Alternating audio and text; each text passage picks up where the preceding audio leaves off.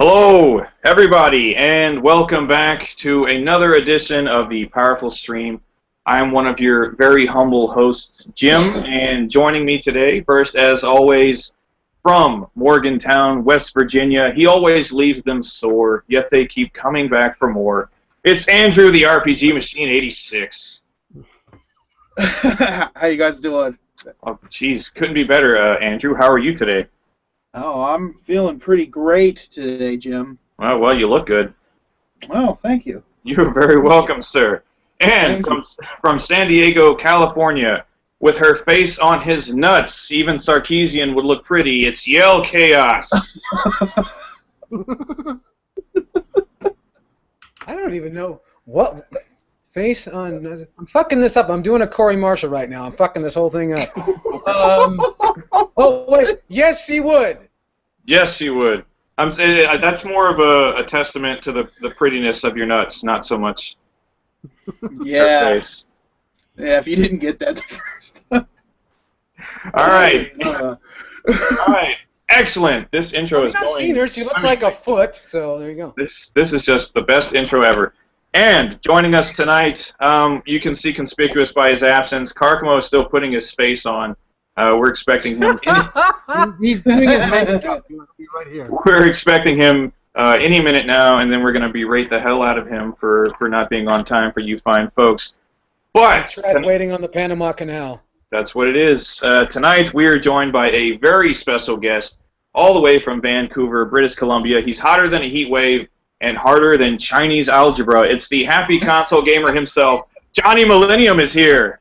Happy Rogue One day for everybody, for sure. Yeah, I was wondering if I was going to get a special intro, and I got one. Like after, the RPG machine got the whole, works until they're sore. I'm like, what the fuck? I want something like that. That's amazing. Everybody. So, glad to be here, guys, anyways. Oh, God, it's great to have you. And everybody gets a special intro on this show because we're all special in our own way. Do you spend a lot of time... Especially Karkamo. Yeah, do you spend a lot of time coming up with these intros? No, not at all. I don't spend a lot of time doing anything for this show, actually. This is very, very shooting from the hip, this show. But that's what makes it so special. And we're going to move in, again, Johnny, thank you ever so much for being here. We're all, Yes. lovers of your work, and we're very delighted to have this time to have a chat with you. It's not that I'm some cool guy. I've just been around for so fucking long. That's all it is. I'm like a dirty old shoe on YouTube. That's pretty much it. Oh, man. Oh, No way. come on. Well, but the kids love you. The kids love you. What are we gonna do with this old wingtip? God, will somebody take it away? And thank you everybody for joining us. We can see you there in the comments section. You're really active right now, and we like that. So if you have any questions for any of us, please feel free to ask. And as always, no question is taboo. So let her rip. And we have a whole sheet of stuff to talk about here, so we're going to move right into it. First off, something we were going to get to last time, didn't get a chance to. Actually, this was something that Andrew had on his mind because he recently came into possession of a very cool HD remake. So we're going to have a quick little chat, I guess, just about HD remakes in general, and in particular, Andrew, which one did you get recently, and tell us about it. Ooh. Yeah. The Twilight Princess HD remake, which is totally worth every dime of your fucking money, so you should go get it. Yes, what Johnny are you talking about? I think you're full of shit. I think so. You're just making this stuff up now. What's so rad about it? What's so rad about it? Two Wii U owners. In one place. It's crazy. Okay, for one, what's rad about it is that you don't have to play it on the Wii. I know you can play it on the GameCube before everybody starts going down my throat, but you don't have to play it on the Wii, so that's good. And it looks like a cream dream. Every time I look at it, it makes me have those special feelings that you got when you were like 13. So, like, I just really, really enjoy it. It's awesome, and it's just great. Honestly, it's kind of like what we always wanted the Wii version to look like. Yes. I remember I plugged in the Wii version, and I was so disappointed. I was like, because it came with AV cables, and it was just like standard definition, and it was like, oh god, this sucks. It really did at the time. The game was good, but graphically, it wasn't high definition like we wanted. And this version's finally giving us that, which is great. Yes. Yep. So It's the version we should have got. Aside from a kind of a shiny new wrapper, is there anything else of note? It's cool that there's an extra dungeon in it because of the amiibo or whatever. Like, that's cool. I haven't beat the game yet, so I don't, I've been playing a lot of stuff, but that's cool that there's extra stuff in it. I mean, that always is good, right? Why would you want more? I got a question for you, Andrew. So this is the version that we've all picked up, and this is the box version with the amiibo in it. Is there just a regular version? I haven't seen it in stores. Do we know? I don't know. I don't think there is. That's a good question. I don't think there is. Like, I know I work at a game store, and I know that we have only seen those come in the big box. So yeah. That's a really good question. I don't know. Because when I pre-ordered it, I thought it was going to be one of these limited edition things. I'm like, oh, I better pre-order this because I won't be able to get it. And then I walk into the store day one, there's just tons of them. So yeah. Yeah, I don't know. That's a good here question. In California, I haven't been able to find one copy. Really? Yeah. Wow, there's a bunch of them over here. That's crazy. Yeah. I mean, it's been a week since I looked, but last time I was out looking, no Target, no Toys R Us, nobody has them.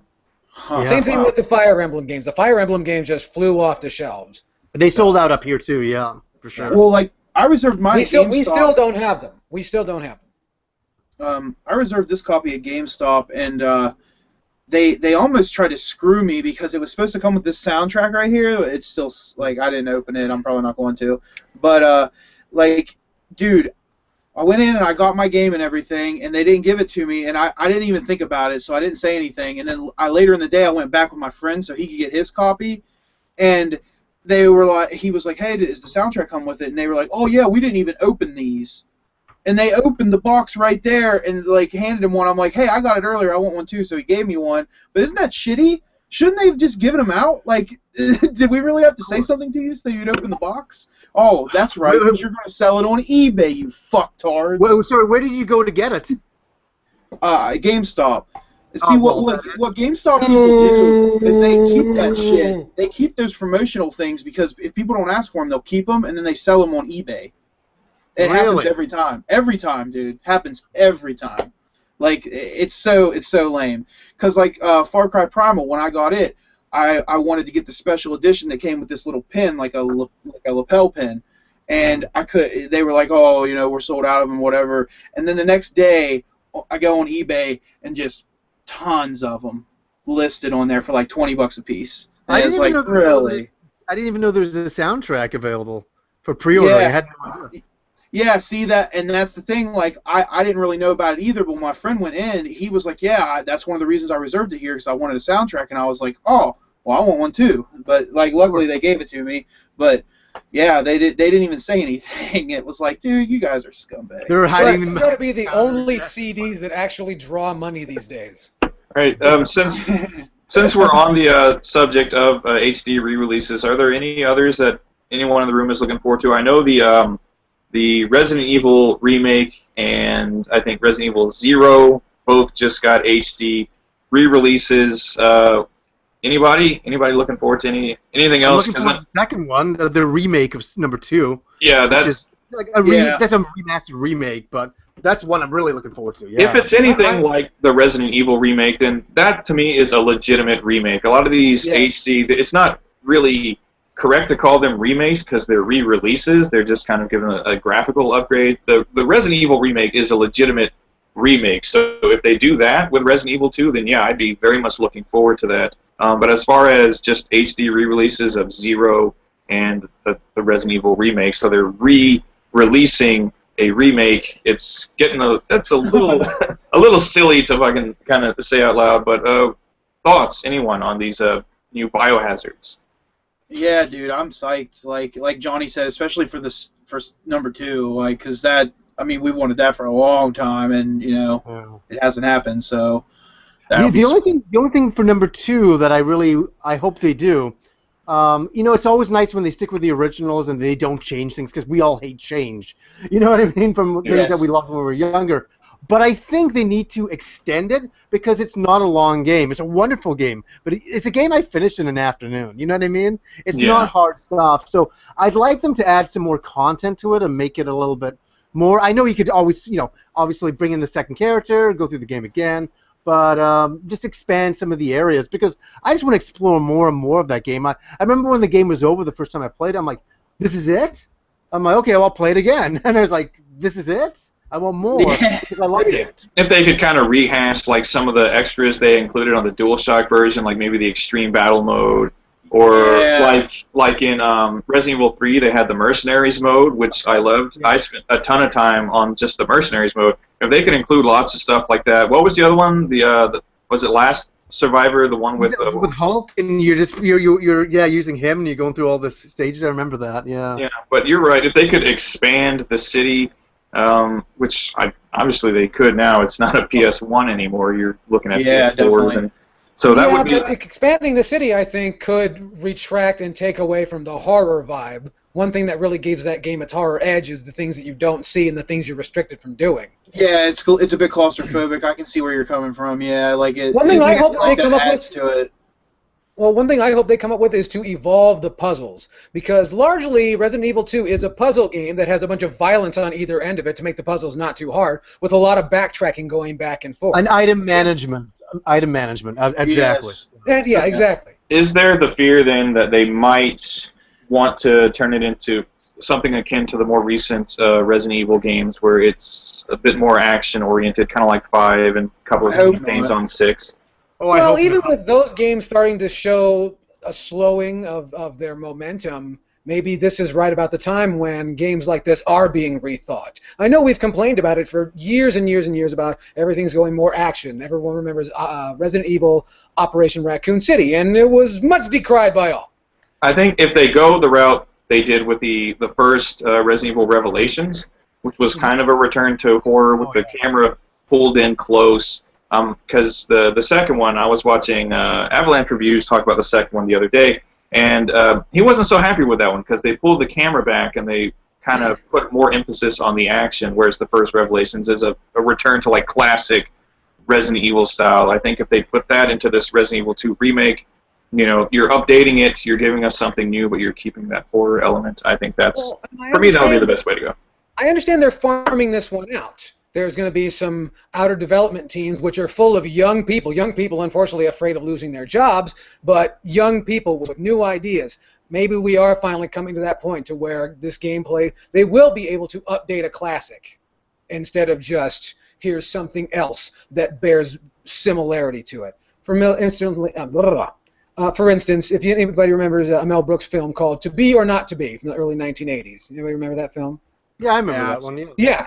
Well, that was a remake of an earlier film from the 1950s, and I've seen both versions, and Mel Brooks' film is slightly better. It's just as funny. It's a little bit better. And that's all it seems that a lot of these HD remakes are aiming for, is just to be just a little bit better. Here you go. Yeah.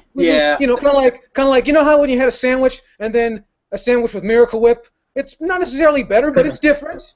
It doesn't make you vomit or anything. It's like, here you go. And this could be a chance. This could be where some young people come in and says, let's make this feel fresh as well as look fresh. So more action. More. What we're saying Can is, we get Stallone in this Resident Evil, please? we just don't want the new Resident Evil remake to be the equivalent of Miracle Whip. We don't want that. We don't want that. We have a question in the comments here from Mr. Matt Wheaton. Thank you for watching, Matt. He wants to know what our thoughts are on this new VR stuff coming out. I've paid no attention to it except for the videos I saw of. It was on Japanese television. It's the VR machine that you can have sex with. It's got a fake set of tits on it. Here's what I figured out. You'd be watching that. Well, I mean, it's not like I went looking for it. It was just there. You were wearing your VR. Jim's what I figured out is it's an expensive, heavy thing that sits on your head, and you're expected to tolerate that. You can say that about a lot of things. Here's the thing about all this virtual reality stuff. I was married once. I know what you mean. all this virtual reality stuff, like it's very cool if it's done right. Awesome. If it's done wrong, I mean, who cares? Like, I mean, I'm still gonna play my games. I don't whatever. Like, I don't care if they're in VR. Now, if you could, I was gonna say if you could take my favorite game and add more to it through VR and make me feel like I'm in it, awesome. Well, yeah, fucking sign me up. But right now, I'm on the fence, man, because it's like I don't know if I'm going to be if it's going to immerse me that much more. You know, I'm going to have to play with it and see what it. You know, I think the technology is a little expensive still. You know what I mean? It really is. Like I made a video saying this is expensive, and people were like, "Oh, well, VR is not a priority for you." And the thing is, $399. That's US. That's like $550 Canadian. That's just for the helmet. Damn. I mean, hey, I love new things, and I want VR. I want to go through dungeons in 3D. I would love that more than anything. But holy shit, like VR is a priority for me, but at a cheaper price. Well, not only, the one thing that you have to take into account is just because the technology is possible and vibrant, that doesn't make it practical. If you look, all of them, they all share one thing in common. They have the typical goggles feature, which completely cuts off all periphery. So the question you have to ask yourself is, sure, but after you're gaming, how do you find your drink? Where the fuck is your drink? Oh, shit, you knocked the drink over. Or this is and this is kind of gross, but like, what about like Jim's sex machine? What if you walk in on your friend just beating it or something, and it's like, dude, what are you doing? He's like, I'm having sex with this hot chick. Why don't you get the fuck out of here? No, I really think.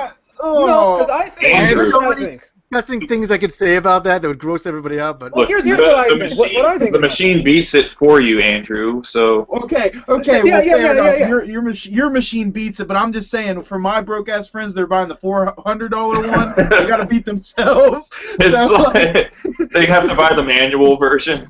Hey, as long as your friend is not telling you to join in on the other VR helmet and give him a hand. Fair enough. Okay? Fair enough. Well, no co-op. Well, here's one thing, though. What I've noticed in American life is that if you have an appliance that supports whatever it is you're doing, you are suddenly in the right. Like, if you were taking a dump on the floor and someone walked in on you, you are embarrassed. But if you're taking a dump in your bathroom on your toilet, they're in the wrong and they came in on you. I have to cut you off. Everybody, a round of applause. Carcamo is here. So, Carcamo, tell me, they don't have clocks in Panama? Is that what we're doing right here? Yeah. Everybody, it's the man your mother warned you about, the man that makes your panties moist, and the only man that matters. It's Carcamo, the forger of pain. Welcome. Oh, wait a minute. I'm driving myself nuts, but I'm like, what's going? We were talking about having sex with VR machines that have big faces. Oh, like Demolition Man. Yes. Kind of like freaking awesome. I would do Sandra Bullock any freaking day, man. Any way you could do it, whatever. So you want the Sandra Bullock DLC, is what you're telling us. Yeah, of course, I wouldn't mind. Benjamin That brings up a really weird thing, though. Like, what if that really happened? Like, they hired actresses. Oh my god, dude, the world's getting to be disgusting. If that happens, no, the world is getting better. Yes. The further we take this, the better it gets. Do you know what an advanced state of disgusting the world is in? You make it seem like this is new. Yeah, I was watching something about the Civil War. Let me tell you about this.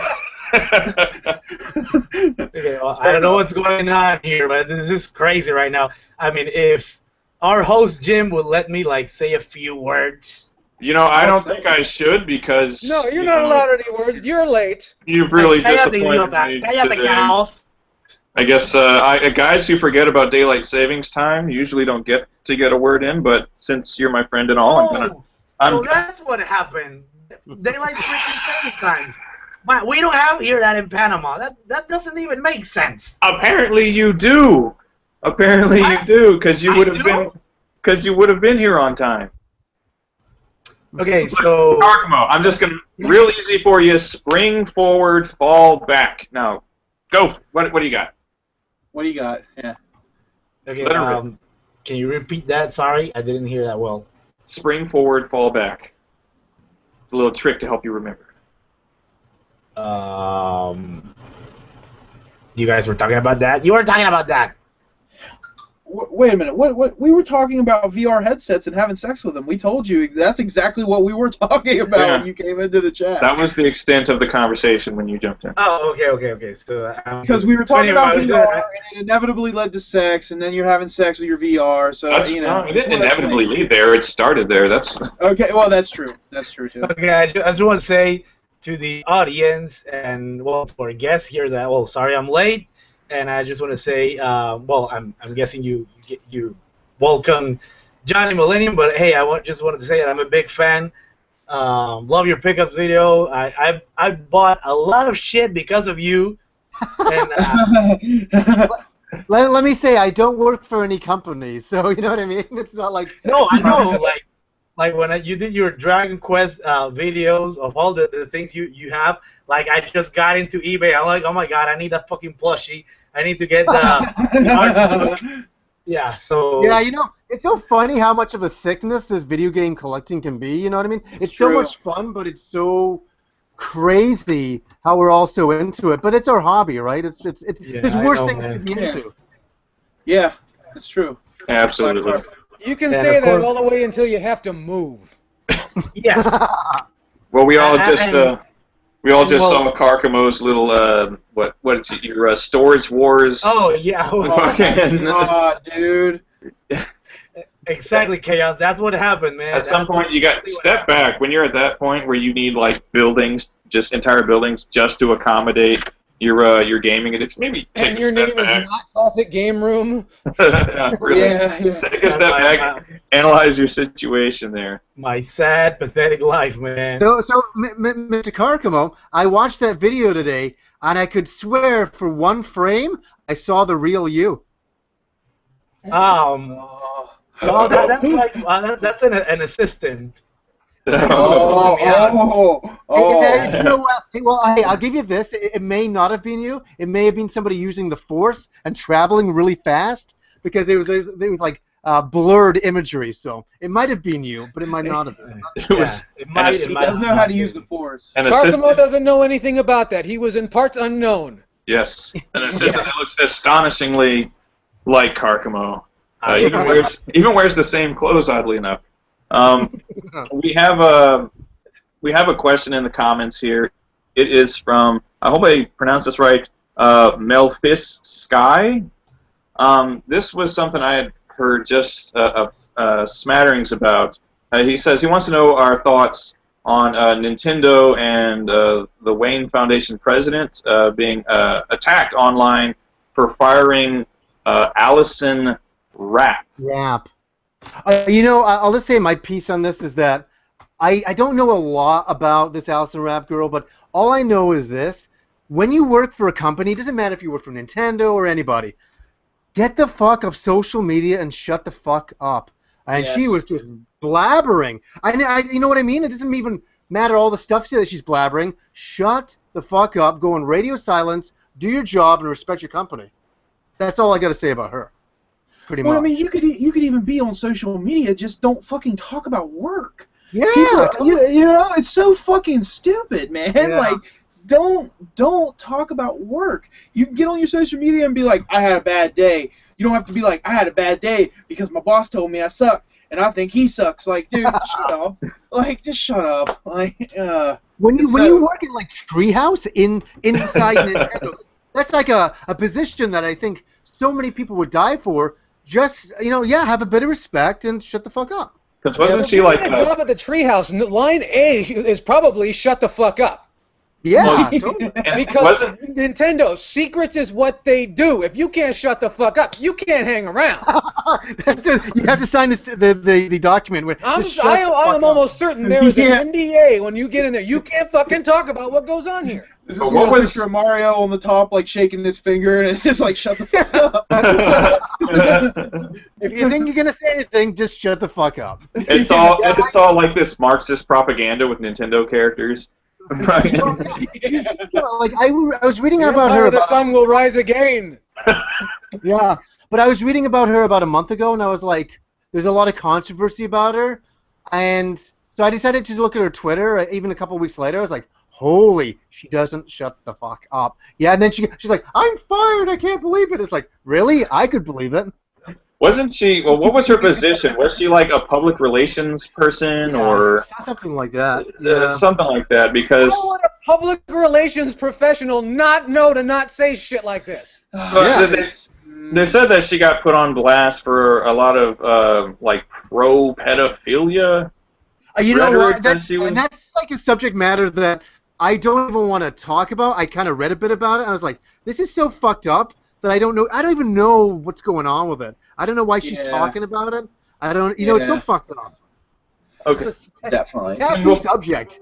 You know We'll move on from Allison Rapp then, because we have another question here. Thoughts on the, as he puts it, the bullshit censorship to Star Ocean 5 in particular. A character essentially wearing a diaper? Okay, dude. I love Star Ocean. I cannot wait. I am so psyched. But get the fuck over it, you pervert fucks. It's just underwear. Like, calm the fuck down, dude. Well, actually, do you know what it is? The Japanese are more pissed than anybody. Do you know about this, Jim? They love underwear. Over there? I've heard this. Yeah. Well, I'm not terribly plugged into that scene, but it is my understanding that typically when something like this happens, the North American or European, whatever version they're sending out is going to get this censorship. And typically, things that stay in Japan stay untouched. But apparently this time around, it's global, this kind of editing of this character's appearance. And Japanese gamers not very cool with that because they don't like they don't like censorship. They like to see their panties and undies and shit like that, which is perfectly acceptable. And it's a kind of a new precedent. I haven't heard about this happening before. How the hell did that happen? For the most part, well, I love imports, and for the most part, yes, always like imports they get untouched. How the hell did they censor Japan, man? That's a good question. I still don't know. Like I said, this is kind of a new precedent because, as far as I know, historically, Japanese games do not receive the same censorship that they do outside of the country. So it is kind of pissing people off, and it seems like hopefully it's not setting a new precedent where we start to see elevated censorship here in Japan. I don't want to see it anywhere, really, but it would be really important. I have a theory. This could be an economic practice to get people to be more shameful in Japan. That way Christmas gets bigger and it inspires their economy. Is that what it is? They got to do something. Shit, man. I seriously you live there, you know. Here's the thing, know something? No, it's okay, Andrew. Go ahead, Andrew. I am against censorship too. When you create art, which video games are that, I don't give a fuck what you have to say about that. Video games are art. I could argue that. When whatever, go ahead and argue it, but you're wrong. And when you make a piece of art, no, it should not be censored. But this is the thing, dudes. You gotta pick your battles because it's literally this much material that people are fighting over. Like that much material. But I'm going back to it. Are the Americans more pissed than the Japanese? I'm saying. I think the Japanese are more pissed than anybody in this one. Yeah, dude, we don't care. I don't think we care. I don't care either. I just want to play the cool. You know what's going on. That's how I feel about it. I feel like people are kind of being perverted about it at this point. It's like, do you really need this underwear to be shorter? Like, it's a video game, dog. I don't really care so much either, but I can empathize with the opposition to censorship. Yes, that's what I said. I agree 100%. Nothing should get censored, but this specific instance isn't terribly important to me, but I could see why some people would take issue with it because, however small it may be, it is an instance of censorship or alteration to appeal to a minority of the fan base. And so, while I don't necessarily give a shit because I may or may not play Star Ocean 5, but above all, this is an instance of a private organization doing what they please. This all amounts to that the world it's losing their balls. Like really, I don't want I to mean, sound. it's kind of true. It's, No, you're- yeah, it is. No, really, it's man. true. But when Carcamo said it, it was so charming. But you know what's going on, dude? Is that this has been happening for the past, I don't know, maybe 2 years. Like, I'm not that surprised. I'm kind of surprised because it happened in Japan. But really, like, everybody is so freaking sensitive nowadays. Really, Yeah. you have to be careful with every single little thing you say on the internet. And last weekend, I was watching WrestleMania with my friends, and we started to talk about, hey, remember when wrestling had balls? And then we started to talk about these crazy storylines, like when Vince McMahon he told Trish Stratus to crawl and bark like a dog, and we were like, oh my god. Yeah, dude, I do Yeah. remember that. Like Triple H married Stephanie, he raped her, and she was drunk, and Oh my. yeah, I know. So now That's that I Yeah, but weird. you know, now that you And think that's about it, wrestling. Yeah. wrestling, professional wrestling. yeah, professional wrestling, of These course. people ain't fucking around. So, I They mean, put on suits and they I wrestle. know that's like not the greatest example. What I'm trying to say is that they're really like every single thing. Look, they're live extreme beach volleyball #3 Turbo Yeah. Edition, whatever, Yep. and Yep. Street Fighter 5 with the Cammy, where you can see her ass and stuff like that. And I mean, since gaming has been censored since the beginning of time. I don't know if you guys have played Splatterhouse, Of but course. like the American version got butchered because oh my god, the crosses and you don't want to offend anybody. Oh my god, that's so wrong. Yeah. But the thing is, it's weird because at the time it seems like back in the late 80s, early 90s, censorship was more to appeal to like a really conservative religious crowds, like It removing. always has. You can go back to the turn of the 19th into the 20th century, even further back than that, back to the Old West. There was all sorts of Christian abolitionists, people who wanted to get rid of shit that they didn't like. But nowadays, it's not so much removing like crosses and religious imagery from Castlevania or Splatterhouse or whatever it may be. Well, the only thing about today is that it makes it easier today. It's easier to censor stuff because of social media. Yes, like anybody can say like something, I don't like that, and boom, look at the character in How does Tekken. something get popular? It was easy. Dumb fucks can do it. I think It it must was be something a can catch furry or on. something. I think it was like a singer she was kind of furry. I don't know, but really like, and Japan was like, something like fuck you, we're gonna keep her character. You're not getting the character. But I don't know. People have always complained. I mean, like that's like forever. But like nowadays they complain about every single solitary thing, man. Well, I guess you're right. You can take it back to even something like Final Fight or whatever, where they removed poison and turned to Billy yes, and I Jimmy, remember. or increased the length of their skirts, things like that. Someone in the comments said that he says that he's with you, Andrew. He says if he really wants some perverted fun, he can go and play some Dead or Alive or Senran Kagura. And See, and that's my you know. and that's my point. Like there are games that pertain to that certain demographic of dudes that are out there wanking it while they're playing a game. Go ahead and have that. But dude, it's Star Ocean. We're getting a new one. Everybody be happy, dude. But We're hey, getting a but new I'm Star going to Ocean. counter the argument one more time. So Okay, go ahead. Kim, my wife, is playing Persona 4 the other night, and there's a scene in the game where all of the characters go down on the beach, and they're all wearing, shorts Yeah. and whatever. And then all of a sudden, one of the main characters, he's wearing a thong, and they're all like, "Oh my God, he's wearing a thong!" It's like a big deal in the game, and you watch it and you play the game, and it's like nothing. And then I thought to myself, but wait a second, that girl in Star Ocean 5 was wearing just a thong too. I mean, like, how stupid. This goes back to what Karkamo said. How stupid is this? Like, it's so lame to even bother. You know what I mean? I don't care either, but it's not a big deal. It's not like one of her lips was sticking out. You know what I mean? Yeah, exactly. I want to make it known. I'm sad that we didn't play it, listen to the yeah. thong song just now. Yes, yeah. Oh man, Like, copyright strike. You guys are fan of Kino Fighters, like the first ones? Oh, Yeah. absolutely. I don't know if you guys remember the PlayStation port for Kino Fighter 95. Like Yeah, I when have when you beat like the last one of your opponents and it was a girl, like her clothes would rip off. Yes. Yeah. Like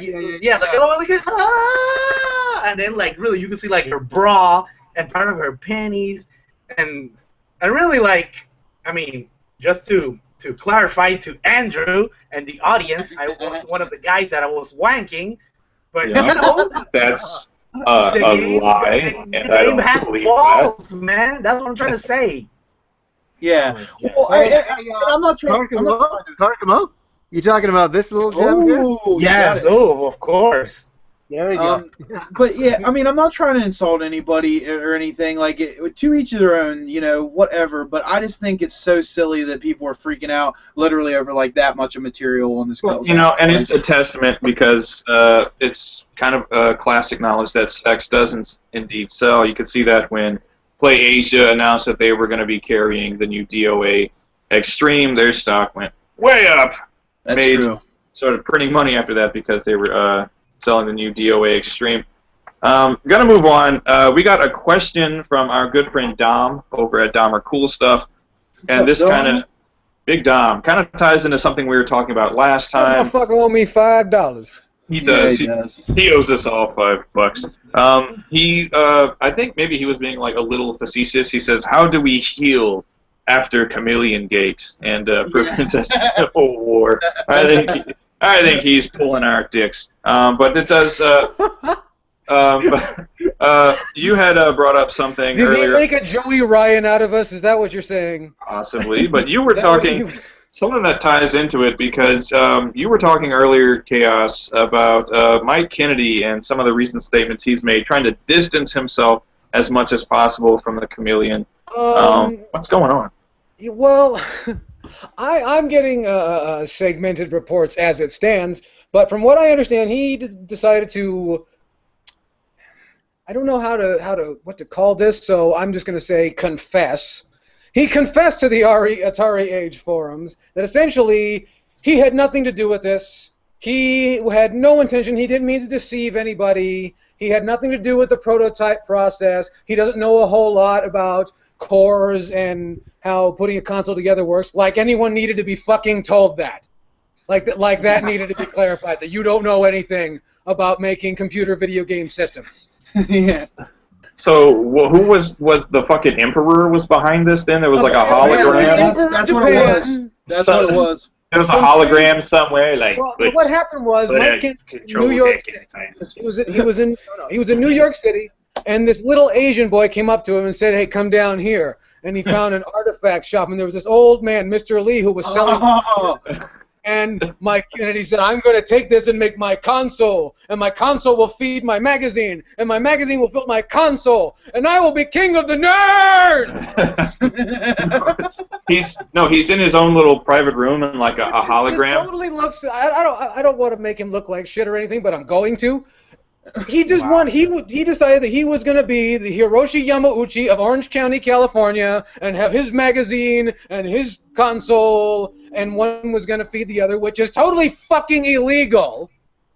No, I still like to stick with my image where he's in a room and like a hologram pulls up of a cloaked figure, and he's like, Yes. "What shall I do next, my master?" And he's like, take it to a toy expo and put a Super Nintendo inside of it. Yes. Yeah. See, but when you say you're going to like an Operation Mindcrime thing, like a slip in the thing, you will take that. So I have this question then. Who is to blame for all of this then? That's a very good question. Just smoke and mirrors, right? Nobody's That's a very good question. Nobody's to blame. There's no accountability here. It's all good. I know who is to blame for all of this, and being a married man myself, I can contest that I have a little experience at this, just a little. But it's gonna be. whose fault is this? Who's ultimately to blame? Mike Kennedy's wife. What? Wow. Hold on, I'm coming to it. Think about your dad. Think about some of the wild shit your dad wanted to do when you were growing up. He was going to get some money, he was going to buy a piece of property, or he was going to go do something, and your mom said, "Fuck no, you're not doing that." Retirement and the kids' college funds for you to go do this thing and play with your friends. I saw when Mike Kennedy did the thing at the toy fair, the big fucking toy fair. He was at the real toy fair. He wasn't fucking around at a retro gaming community thing. He was at a real toy fair with people who know about this stuff. And there was a nice older, what I assumed is a nice older lady with a pretty good-sized rock on her finger, who I assume was Mike Kennedy's wife. She was complicit with him. She should or could have, and any wife in fucking North America would have said, honey, no! Think about it. They went to New York. They had to fly people. They had to buy banners. They had to buy matching T-shirts. They had pamphlets. They had a fucking prototype. There was a prototype of nothing. Okay, I'll counter it. Do you think that he sold her on it like he sold everybody else? Like that's what I wonder. And what wife can see it this far and it's not coming along? Maybe she's not into this you're kind of stuff. fucking out. Like, I love you, dear. I don't really know what this is about, but let's go with it because I believe in you. Yeah, no, exactly. But then if that's the case, then that totally puts her in the seat of blame. Because they're two people living in marriage. And if this thing is funded on the money that they put together as a married couple, someone's got to say, wait a minute, this is fucking ridiculous. You're going to do what? You're going to make money by selling a few thousand copies of a game to somebody? No, I find it funny that this whole thing is called the chameleon. It's almost because everybody disappears into the walls. Yeah, right? No. Well, Mike Kennedy got down real low, and he blended into the log. And he's like, I'm going to figure this shit out. Hold on. I don't know who Coleco said, and Coleco, who don't do anything, said, yeah, we don't want you doing that anymore. Okay, well, speak of the devil, Dom is here now, and he clarified a little bit. He says he was half joking, but more he wants to talk about how we could prevent something like this from happening again in the future. And unless you can make people in general less gullible, I have no fucking clue. Here's the question that I have though. Like, what did they really do to us? Yeah. I mean, you know what I mean? They didn't really do anything. So like, who cares? They didn't do anything. They didn't do anything to anyone who didn't give a shit. If you didn't give a shit, you still don't give a shit. It doesn't matter. Here's but the thing, though: the people that give a shit are they're just mad because like, oh, he tricked me. Damn it! Like, yeah. Okay. Well, it's kind of like the question of what if Hitler had not succeeded? What if Hitler had not made it as far as he did? He had evil intentions. I was going to say I didn't think he succeeded, but. No, he conquered Germany by a popular vote. Mike got people on his side by a popular vote. People were like, I want to hang out with this dude. And I think Mike got so swept up in that, because there are people that get in the community and they get all swept up in, I have friends now and I need to impress them and they need to think I'm great. I should give them something. And then someone in the brain says, you know, the mortgage payment's coming, Mike. You might want to start thinking of a way to make a little money. I'm just saying, I know where he lives too. He lives in a very nice part of the country. So, do you think people just need to be just a lot more skeptical when it comes to shit like this? I think people need to be a lot more realistic about our scene. This is a small group of people. Yeah. In order to make the kind of money that he thought he was going to make, you need a large group of people who care. This group of people, these 5 folks we are, you know, a more visible form of the hardcore, but still, and you know what's funny too? Not a widespread example. I love retro gaming more than anybody, but I just never liked the ColecoVision. I played it when I was younger, but I was like, oh, okay, that's something cool to do. So when they brought this back, it was automatic, like, well, I have no interest in that. And then I saw everything go down, and exactly what Jim said, I didn't give a shit. I just was watching it happen, and I was like, oh, okay, it just felt like someone trying to score nerd points. Like, look, Coleco, you love the ColecoVision. Exactly. I love the ColecoVision. Kind of the same thing happened to me, Johnny, because I played the Coleco like really, like, I don't know, just like an overview when I was a kid, and I didn't even like that much. I was hooked in the Atari thing. I was in 2600, but anyway. So when it came out, I was kind of curious, like so let's see what this is gonna do, but I wasn't, I wasn't that interested. I was just curious. I wasn't interested.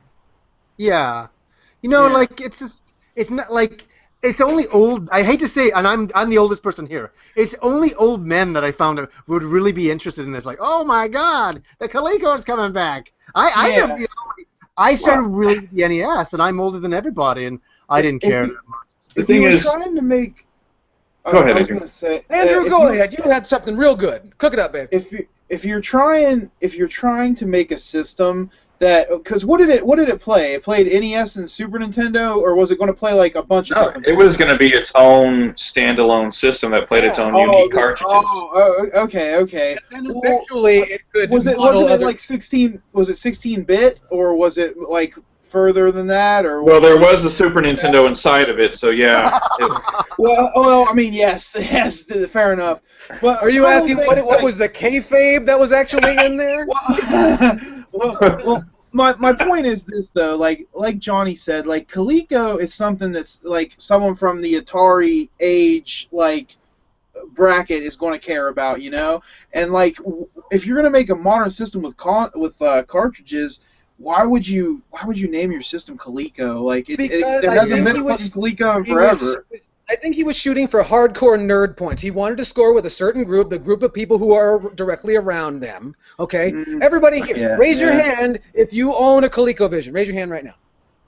You see what I'm fucking talking about? No one else. Talking about, because you're saying it's a small community, but he made it even smaller and more niche. Yeah, even small. And then the Atari Jaguar. Then he It's- completely gets caught with his pants down with it. You know, Yeah, that's and even he's worse. doing it with the Atari Jaguar skins. Like, didn't you know it's Yeah. 64 bits? You know.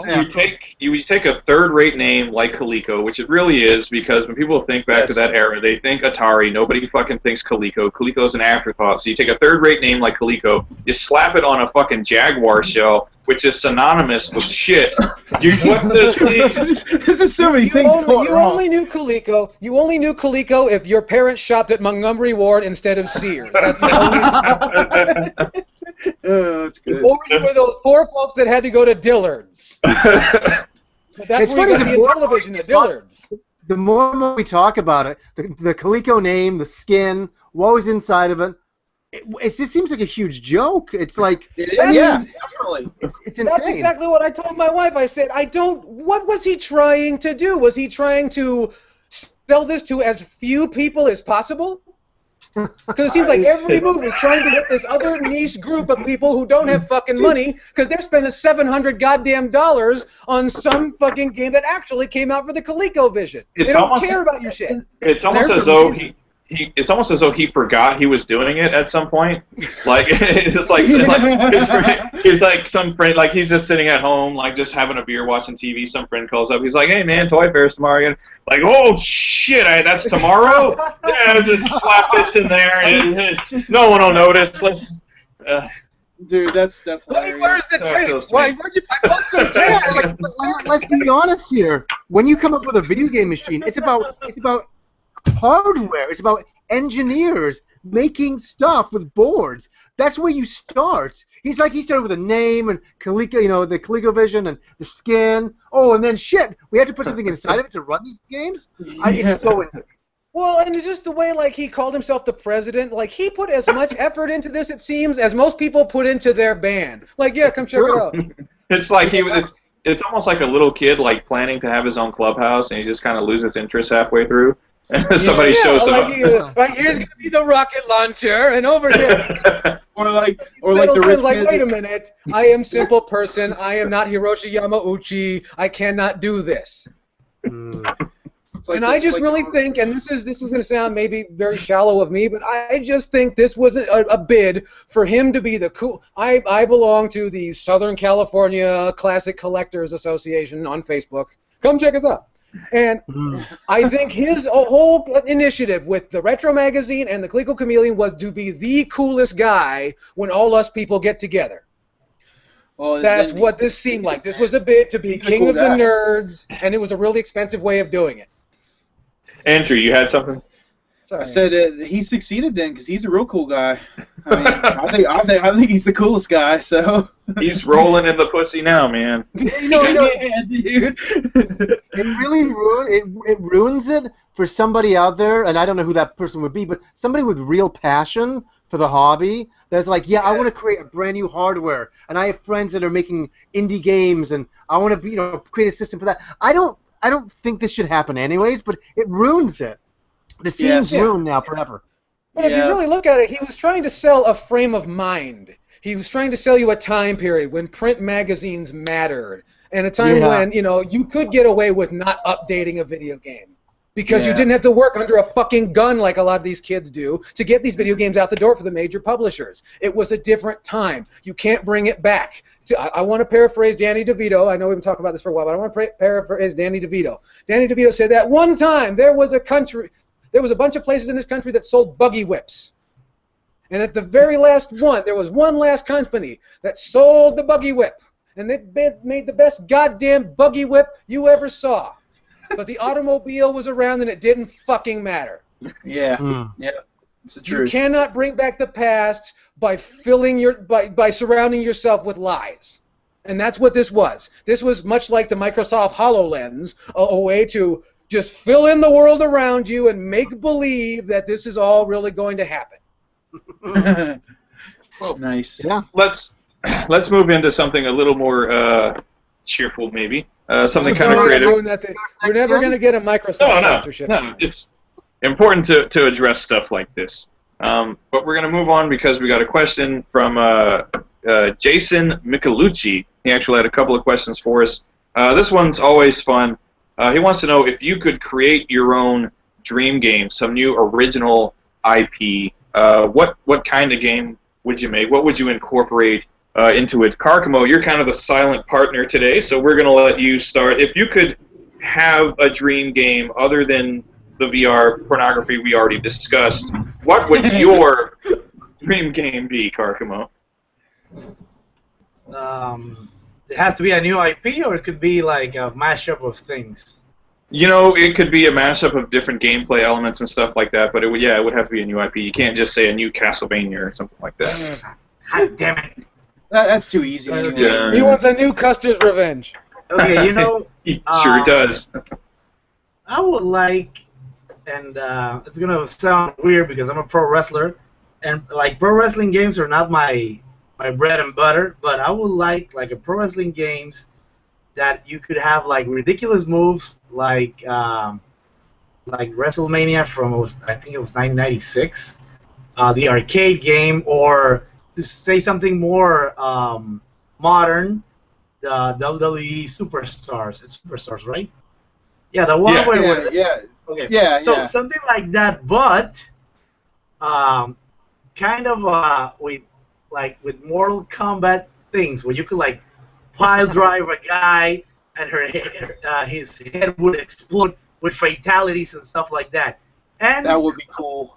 Yeah, and I would combine that with, for me, one of the best pro wrestling games. It's WWF SmackDown Here Comes the Pain, where you could I don't know if you guys played it, but you could go outside the Madison Square Garden, and you could climb up the building and then jump right up the building and you would never die. There was even a shopper you could drive. Oh, just like the Big Show. Yeah, you would drive a motorcycle. It was really ridiculous and it was arcadish fun. So I would do something like that, pro wrestling really games cool. combined with fatalities and some different sort of shit, something like that. That would be rad. I could definitely see that, an ultra violent fucking wrestling game where you could saw each other in half. A 360 pile driver. CCW, the video game. Yes, 360 pile driver onto off of the pit from Mortal Kombat. Off of the Staples Center. Just off of the Staples Center. That's Yes. what I'm talking about. All right, Karkmo, that's fucking fantastic answer. I want to play that game actually. Off of the Yeah, me CNN too. Tower. Johnny, with all your decades upon decades of gaming, Well, it's Working funny him that stiff over in the corner. Yeah, it's funny you say all the decades of gaming. I would want something very, very radically new, something VR, something like a dungeon exploring type of game.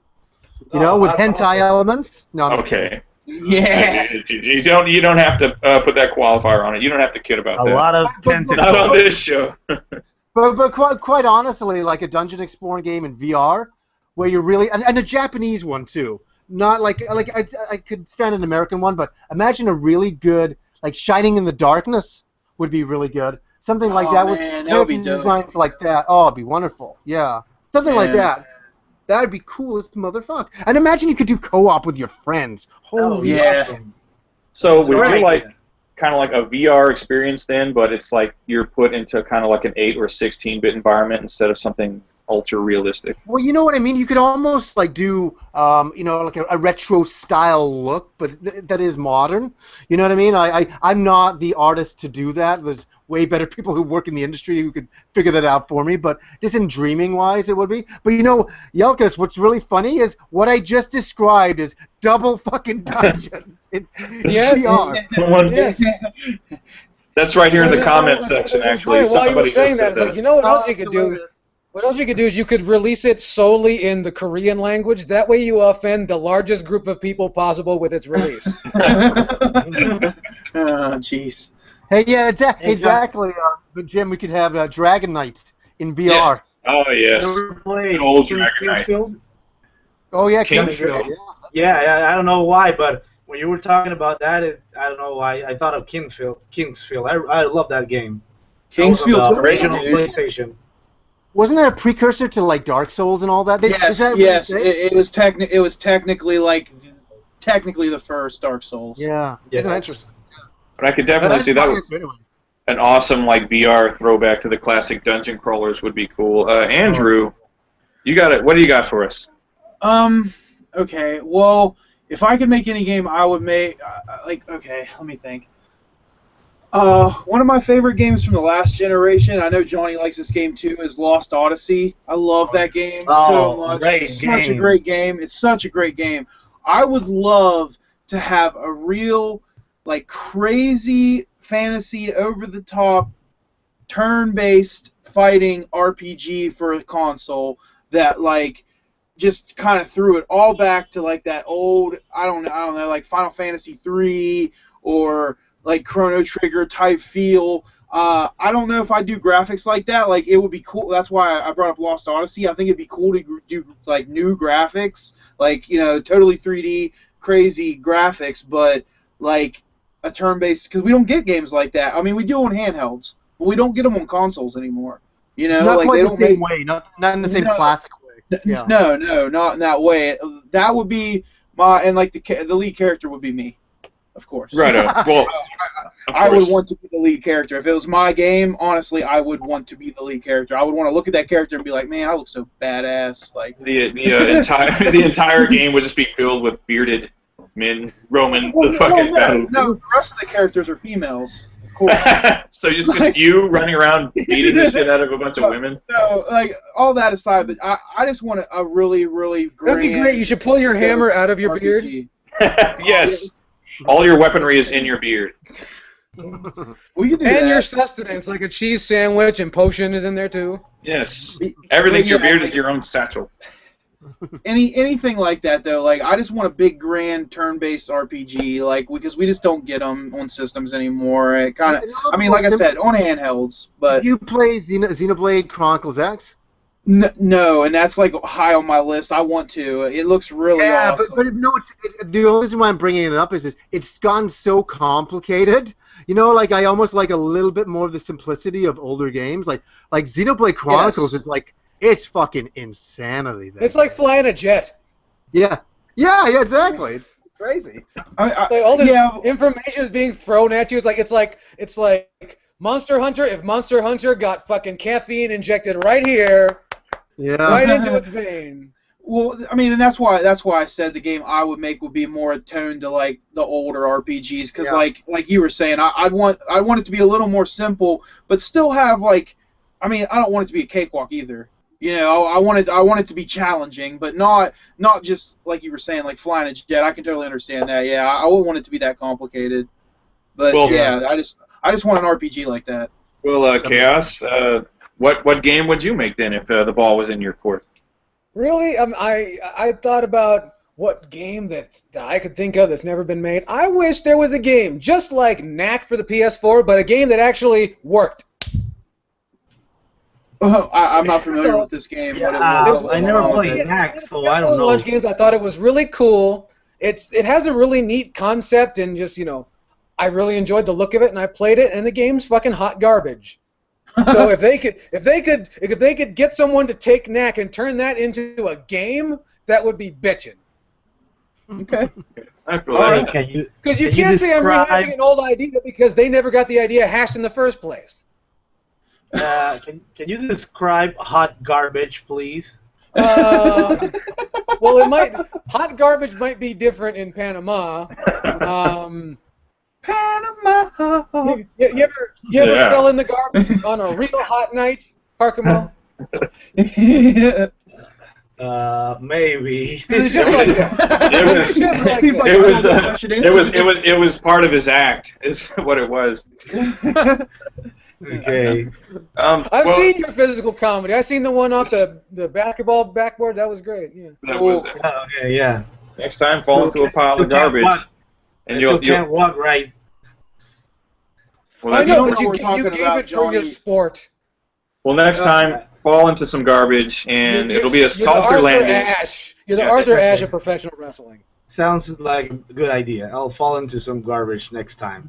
Well, if I could, I would probably just take all of my three favorite genres of gaming, which are 2D fighters, 2D shoot 'em ups, and beat 'em ups, and I'd probably just kind of amalgamate that into one, where you could just make it the best possible beat 'em up, and then boss battles would be in the vein of like a Street Fighter 2, something to that effect. And then in between, kind of like one of those games on the Nintendo that kind of tried to mix genres, like Vice Project Doom or the Golgo 13 games, something like that, that kind of amalgamates beat 'em ups with fighting games, and then every once in a while you could have almost like a bullet hell shooter segment, something like that. That's what I would do, because that's kind of like my taste. I like to, I love pick up. I like RPGs as well, but for me it's more pick up and play games is what I I don't like. have time for RPGs. Yeah, so something that you can pick up and play, and the gameplay Hey, RPG machine. changes as you play through. That's something I would want. That Hey, I don't- would appeal to my taste. I'm a single guy that's not married. I play a lot of fucking video games, so I'm just saying. And like Andrew, I would a lot of video games. insert myself into the game, and I would obviously Yes. have quite an extra bit of mass tacked onto me, and Well, I would see, have a moveset like you- similar to Mike Hager. I think you should be a robot in the game because you could be a robot as you're beating them up, but then when the shooting sessions you could change into a jet and start Okay. like shooting up. Yeah, see. I like the sound of that. I could be Yeah. a transformer. Yeah. I don't know why, but I just thought of Moonwalker, like the movie. Oh yeah, there you go. yeah. Okay. I could see that being a. You know what I would want though? I would want there. Like, it would be cool if like I could turn into the jet, and then We're just trying to do some drugs, that's all. somebody's riding inside of me, and then as I transform back into a human, I accidentally crush the person inside of me. Like they get caught in a gear or something and get torn apart.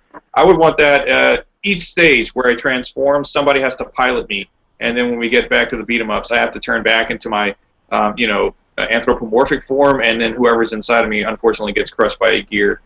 And Terrible All right, blood but you have to make explosion. sure the bad guy is played by Joe Pesci. Yes, I- please. Man. I could probably Oh, man. swing that. I don't think Joe Pesci is getting a lot of work these A days. whole He's bunch of prob- people just remembered there was a Moonwalker movie, too. You know, it's so funny. I watched Moonwalker the movie 2 weeks ago. How was that? You know what? I guess it came out on Blu-ray, and a lot of people on my Facebook wall were talking about it. And I was like, well, geez, I don't want to spend $30 on the Blu-ray, but I want to see it because it's been so many years. So I downloaded it, and I watched it, and I was like, holy shit, this is fucking weird. Michael! The Spends speed like the is first great. 30 minutes of the movie. I'm using that word very loosely. Yeah. Like Yes. Yes. like a shrine of his success. Like he's Yeah, rubbing his success to everyone else. Like Yeah. really, just Well, what are you talking about? Ric Flair did that every night for 40 fucking years. Woo! Let me show you the same match they saw in Carolina in 1978. Woo! Yeah, I never saw Mike put anyone in a figure four though. So but Ric Flair didn't make a movie out of it. Okay, he should. But Vince did it for him. 3 of them, yeah, which you can find What? WWE.com. I'd watch a Flair retrospective. See? There are plenty, yeah. Carcamo, I mean, not Flair movies, but he put Hulk Hogan in a bunch of bullshit. Obviously, Hogan and yeah, Piper. the retrospective, but not a movie. Of course, Okay. Michael Jackson made a movie about himself. Metallica did it. Fucking, how many movies are there about Bo Jackson? Prince does it once a year at Bo least. Jackson See? needs more movies, though. Yeah, Bo Jackson does everything. He's the fucking man, dude. Oh. Bo Jackson was so great, he played 2 sports in the same fucking Game Boy game. Nice. Yeah. It's Wayne Gretzky still around? Gretzky, he's alive. Well, yeah, I was gonna say, yeah, he's alive. You mean, like, do they use him as a puck? No, he's not just sliding around. I don't know if you guys remember. There used to be like a Saturday morning cartoon where it was like Bo Jackson, Wayne Gretzky, and who was the other guy? That was Yeah, the starting yeah. lineup. Oh man, that show was awesome. Yeah, That was I know, starting man. lineup. You just fucking jogged a memory out of me. Now that shit I was trying to repress, man. Was that a CBS show or something? Because I don't know what the fuck It was that a is. basketball player. The other guy was a basketball player. Yeah, to sell those Okay. fucking, those little statues. No fuck. You can't see it. Okay, No. I apologize to the audience if they don't get what we're talking about because we're kind of old, guys. So You gotta sorry. apologize to me too because I don't I know what don't the fuck you're apologize talking for about. shit. Yeah, let's move on. Yeah, okay. Don't mind my asking, and you don't have to answer if you're embarrassed about it. How old is everybody here? Andrew, we'll start with you. I'll be 30 this year. Oh boy, that's old. Yeah, that is fairly. Hey, man. Like, we're not in a contest. You're gonna win. Okay, who's next? You are, since you wanted to speak up. God Yeah. Damn it. Okay, I'm gonna be 34 on November. 34? Yeah. Okay. Second So oldest. anyway, let me tell you about this show called Popeye and How Son. You old can come is- on after the how- Flintstone Kids. How old is Cállate, Steve? idiota. How old are you, He's Chaos? old. He's older than me. That's the important thing. He's 1,000 years old. Don't. Yeah, he's taking a drink to try to fucking curtail us. I'm He's 30. He's embarrassed. Okay. He's all right. He said, "Well, I'm the youngest person on the podcast by I don't know a handful of months. I'm 29. Andrew, I believe you turned 30 in July. Yes, sir. I turned 30 in October. Youngest on the ship. No, I think I'm young. I'm 26. Oh, Yeah. fucking guy. That baby base gave it away, man. So I don't even know what you're talking about with all these cartoons and Saturday morning How'd cartoons. you know they were cartoons? Old fucking gray bushes on this show. All I said was Popeye and Son of the Flintstone Kids. You were not guessing. You knew. Oh god, I got to do a quick Rodney Dangerfield joke since you just fucking mentioned the Flintstones kids vitamins. It's like kids are getting into sex younger and younger these days. They got birth control shaped like the Flintstones. All right. Come on. All right. Moving on. We got another I question. tell you, my wife, she told me to take out the garbage. I told her, you cooked it, you take it out. Hey, I got another one for you. My wife, she wants to put a mirror on top of her bed. She wants to watch herself laugh. Dangerfield is the best. Yeah, he is the best, dude. Me and Yeah, my totally. wife, we only smoke after sex now. We've had the same pack for 3 years. It's like my wife, she's up to 2 packs a day. Yeah, my wife, she loves to have sex while she talks on the phone. One time she gave me a call. All right, we'll I do. got one. I got one. Like, Uh-oh. Please. My wife told me that she wants to go to a place she's never been. I said, try the kitchen. Carcamo, bring it on. You're fucking. What the fuck are you doing? Are you trying to get Sarkeesian here? Is that what you're doing? That's a Rodney Dangerfield joke, man. Not Yeah, my Yeah, joke. well, you know what? With a Hispanic man who says things that are of a questionable nature with paint on his face, you never know. Fucking dinner like this, you pray after you eat. All right. I don't think meatloaf should glow in the dark. All right. He ate one time and still had marks with the block. He was hitting it. We're I gonna- went to my dentist and I said I got yellow teeth. He told me to wear a brown necktie. My God. We're gonna do this all day. All right. We My got doctor another. told him I'm out of shape. He says you should run 5 miles a day. I called him 2 weeks later. I said, Doc, I'm 70 miles from my house. We got them all? Is it out? Yeah, it's done. All right. Okay. So another question from Jason Michelucci, kind of going with what he asked about if we could make a dream game. Said, short of that, if we could just see a game remade, what would we want? He said that he would like to see a top-to-bottom remake of the original Legend of Zelda. I don't know what that would entail, but did you guys see that, by the way? That 3D remake that people made on on PC right now. It looks awesome. I did see that. That does look pretty damn rad. But anything in general, because like we were talking about earlier with the HD re-releases, I was talking about the Resident Evil remake and how that's a really good example of a really kick-ass remake. So, Andrew, go ahead. It's a remake, not like a new installment of the series, is what he's asking. Like, yeah, or I mean, I guess we could expand upon it. If you could just a series that's been dead for a while and you could see it come back. Ghosts and Goblins. Ghosts and Goblins. Ghosts and Goblins. Ghosts and Goblins. We need a fucking another Ghouls and Ghosts. Ghosts and Goblins. We need another one. How would you execute that now, though? How would I execute that? Do it in clay. Okay, did you guys play the new Strider? Yeah. Yes. Sort of, like not. I mean, of course it wouldn't play like that, but that's the way they need to go. Is like that 2D, 3D, whatever route, and it needs to be just straight up like a platformer, like it was. You know, don't change a lot. Just make it look better. You know what I mean? New levels and make it look better, and just give us another. I still think they could do Ghouls and Ghosts in 3D. I still think they could. I know they did Maximo. Yeah. I didn't like Maximo, but I think they never attempted to do it. Yeah. You know? I mean, they could do it in 3D as well. That'd be great. Yeah. It's more like half-assed Zelda on the PlayStation too, though. Yeah. Yeah. Maximo's not the best. It's all right. It was an attempt, but it misses the mark a bit. Carcamo, you had some. The cutscenes. That's always a bitch. Carcamo, what were you gonna say? Well, I'm a big fan, like you, Jim, of fighting games, and I miss a freaking lot rival schools. Yeah.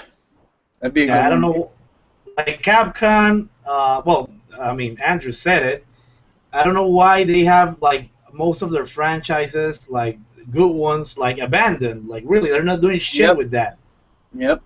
And Rival Schools, it was an awesome fighting game, and imagine like Rival Schools with today's tech, the graphics, and a lot of new things they could implement on the gameplay. Oh my god, it would be so freaking awesome. Yeah. Yes. Yeah. I think it's because Capcom has shrunk over the years. Back in the PlayStation days, they had a lot of money, and I wouldn't say that games were a little bit easier to make, but I think they were easy to make. Where now a game takes so much money to make that they don't. It's just like the film industry. They only want to bank on what they think are bankable franchises, which sucks. Yeah. We don't agree with that. I'm not saying that we do, but like I just don't think we'll ever get a Rival Schools. I would love a fucking Rival Schools again. Yeah, me too, man.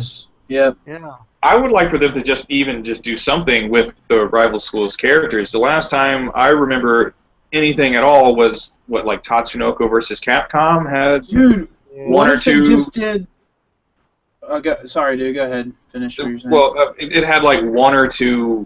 I think it had one. I think it had Batsu from the Rival Schools games, and that was like a decade ago, over a decade ago, maybe. Actually, Jim, the closest things we got where they used the Rival Schools license was on Dead Rising 3. There was this DLC. Where the characters were quote unquote cosplaying, and there was like you could use like Batsu, Batsu, the ones that has the bat. No, I'm sorry, Batsu. No, that's Shoma, right? Yeah, Shoma has the bat. Shoma. Yeah, I know. Batsu's the main one. Yeah, the Shoma that has the bat, and it was like a few characters. I don't remember, like maybe 2 or 3, and actually. I was at E3 that year. I think that was 2013 when I was 2013 or 2014. 2014, and I talked to the Capcom representative. I don't remember the name, but I asked him like, oh my God, we're finally seeing something Rival School related. are we gonna get like in the future rival schools? I was like, like I can't answer that, but he didn't look like too convinced. So Yeah. I think that's the closest thing we're gonna get. Wouldn't it be cool? Go ahead. Wouldn't it be cool?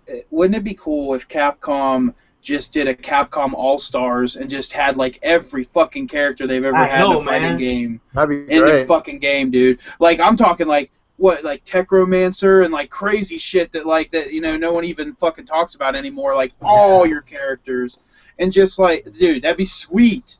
Like, and Capcom was like the daddy. Printing money, dude. Like Capcom was the daddy of fighting games. Remember Star Gladiator, Plasma Sword? Mhm. That was. Dude. Game.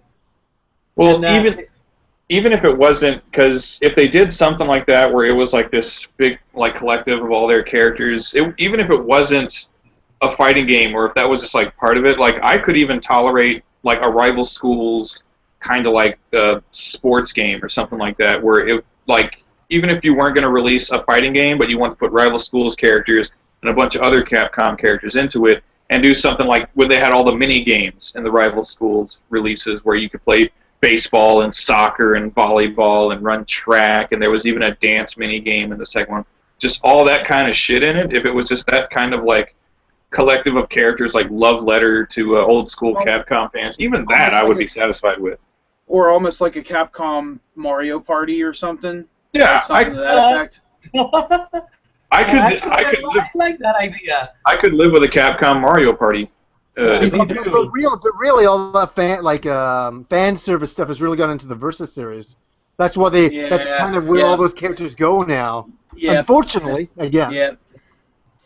It would be nice. Then in that case, it would be nice if we just got another Versus game then, because the Marvel vs. Capcom 3 was how long ago?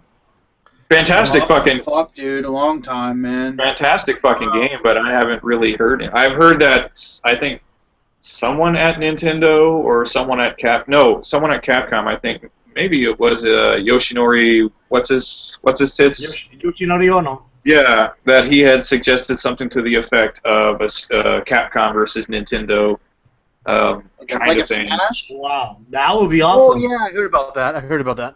Yeah. Presumably it would be like a Smash, or it could be something kind of different, like a combination of Smash. Yeah, I want it to be a little more technical in Smash if we're gonna have Capcom characters in it, because dude, I can't do the Smash, man. No. It's too mashy for me. It's too like random.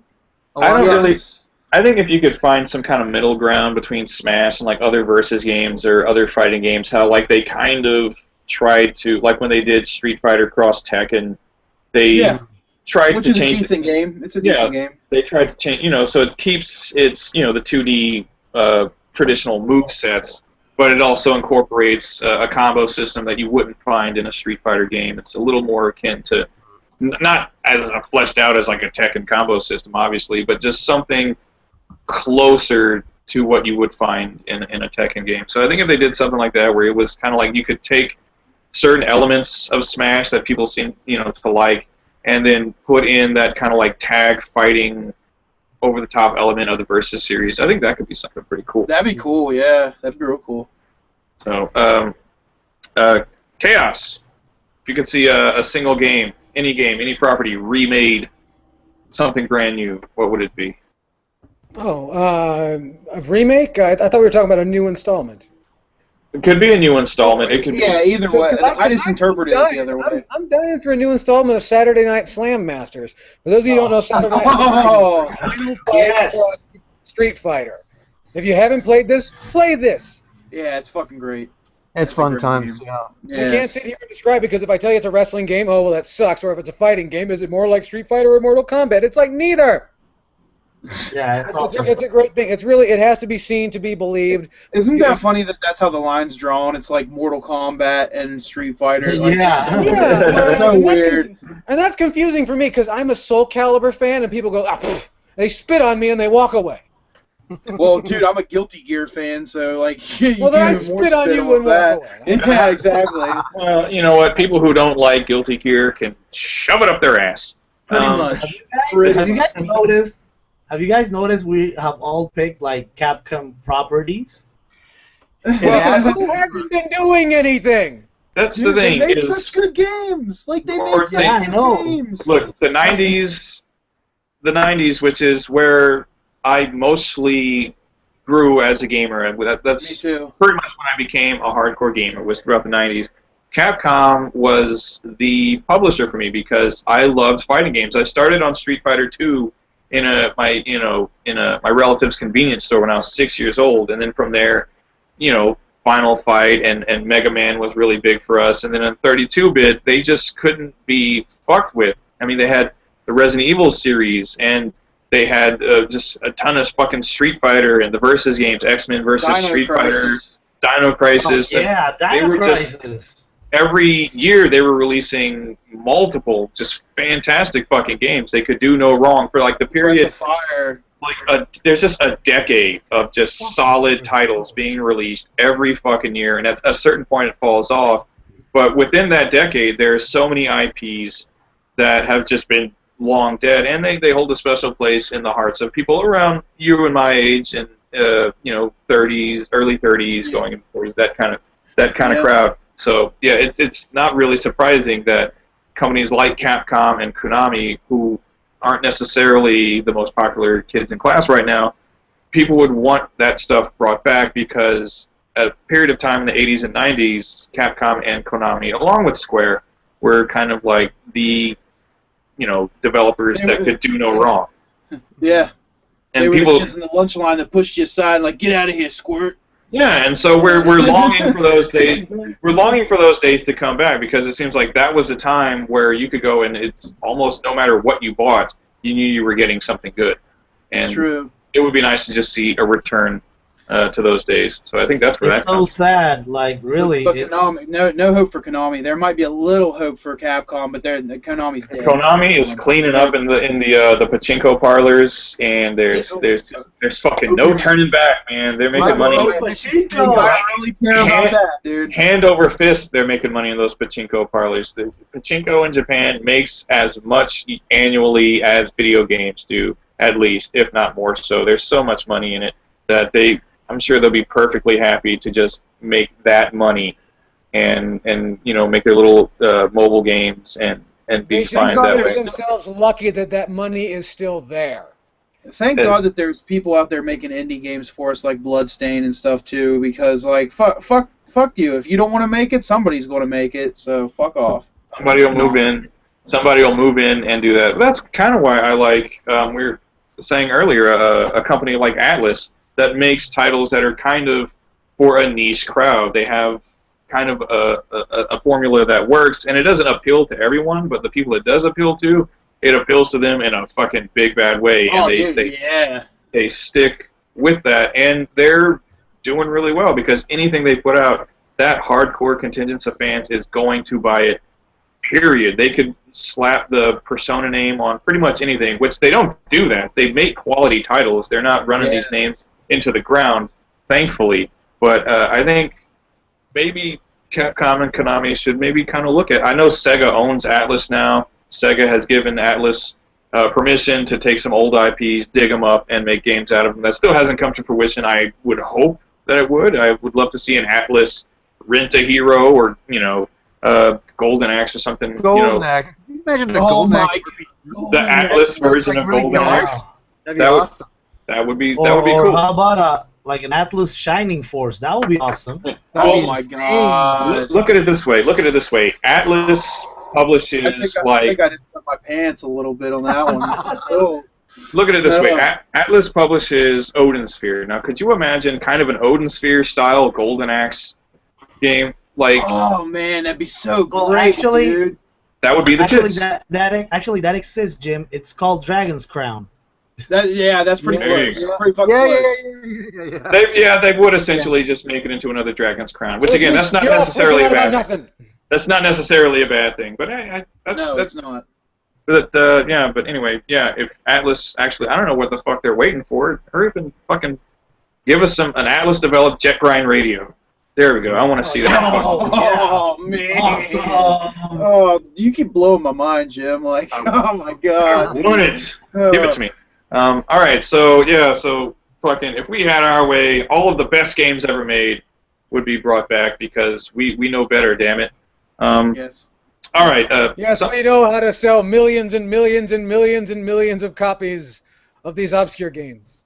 Okay, we could do it. If we put our collective heads together, there'd be no stopping us. Hey, I work at a store. We'll sell them there. Yes. We will sell all of our games. One outlet only. You guys won't believe Yeah. it. This is going to be the hugest fucking thing in West Virginia. I swear to you. Yeah, I know, right? It's all in Morgantown, West Virginia. That's where you can find all of our games. We're going to move on. About the Civil War. Yeah, we're going to move on to something we were discussing earlier. This had come up. Pat Contry was having a conversation with Mike Matei about the fluctuation in prices of retro games versus like when they had started collecting, over 10 years ago, probably closer to maybe almost 20 years ago by now. And they were discussing whether or not games that were showing up on like James and Mike Mondays or AVG and reviews, things to that effect, that's having an effect on game prices. That once a big YouTuber has reviewed this game or covered it in some way, you can look to eBay and see that an almost immediate jump in price. Mike says that it fizzles out. He thinks that the price will go up for a few weeks because they just did it and now everybody's aware of it and going to buy it, and the sellers are responding to that. But within 3 weeks, nobody gives a shit about what they did 3 weeks ago, and the price goes back down again.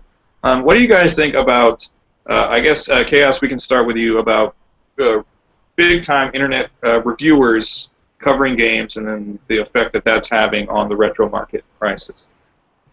Well, if you really want to have a strong discussion of that, you have to recognize where that comes from. I've said this before, that retro gaming in its current state, the way it exists in social media, on YouTube, and so forth, especially with the personalities that occur, is starting to mirror that of a religion.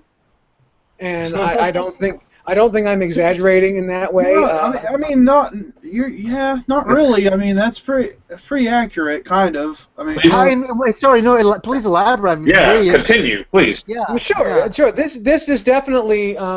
Well, I don't know if say definitely. This is not the first retro rise. This is not the first time that retro video games got popular again.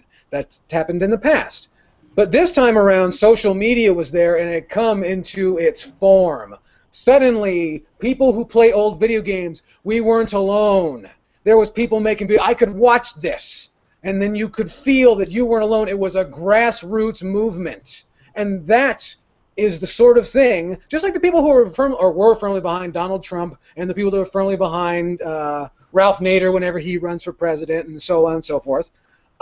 People get behind that sort of thing because it feels organic, because initially it is organic, because it's just it's similar to, and it might look weird, but to the way you would see like a Shriners convention. Look at all those people who got together and get to do something together, that happy group of people.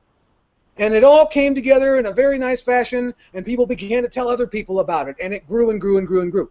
Yeah. And, of course, with that, anytime you have a large grouping of people who kind of identify with an idea, then you get to religionize what you're collecting. Suddenly, Little Samson was a rare thing, and suddenly now it's a fucking valuable thing. Hey, and to add to your argument, if you don't have a copy of Musha, then you're not a true collector. But you know what I mean? I agree with you on that. That's exactly. Baby.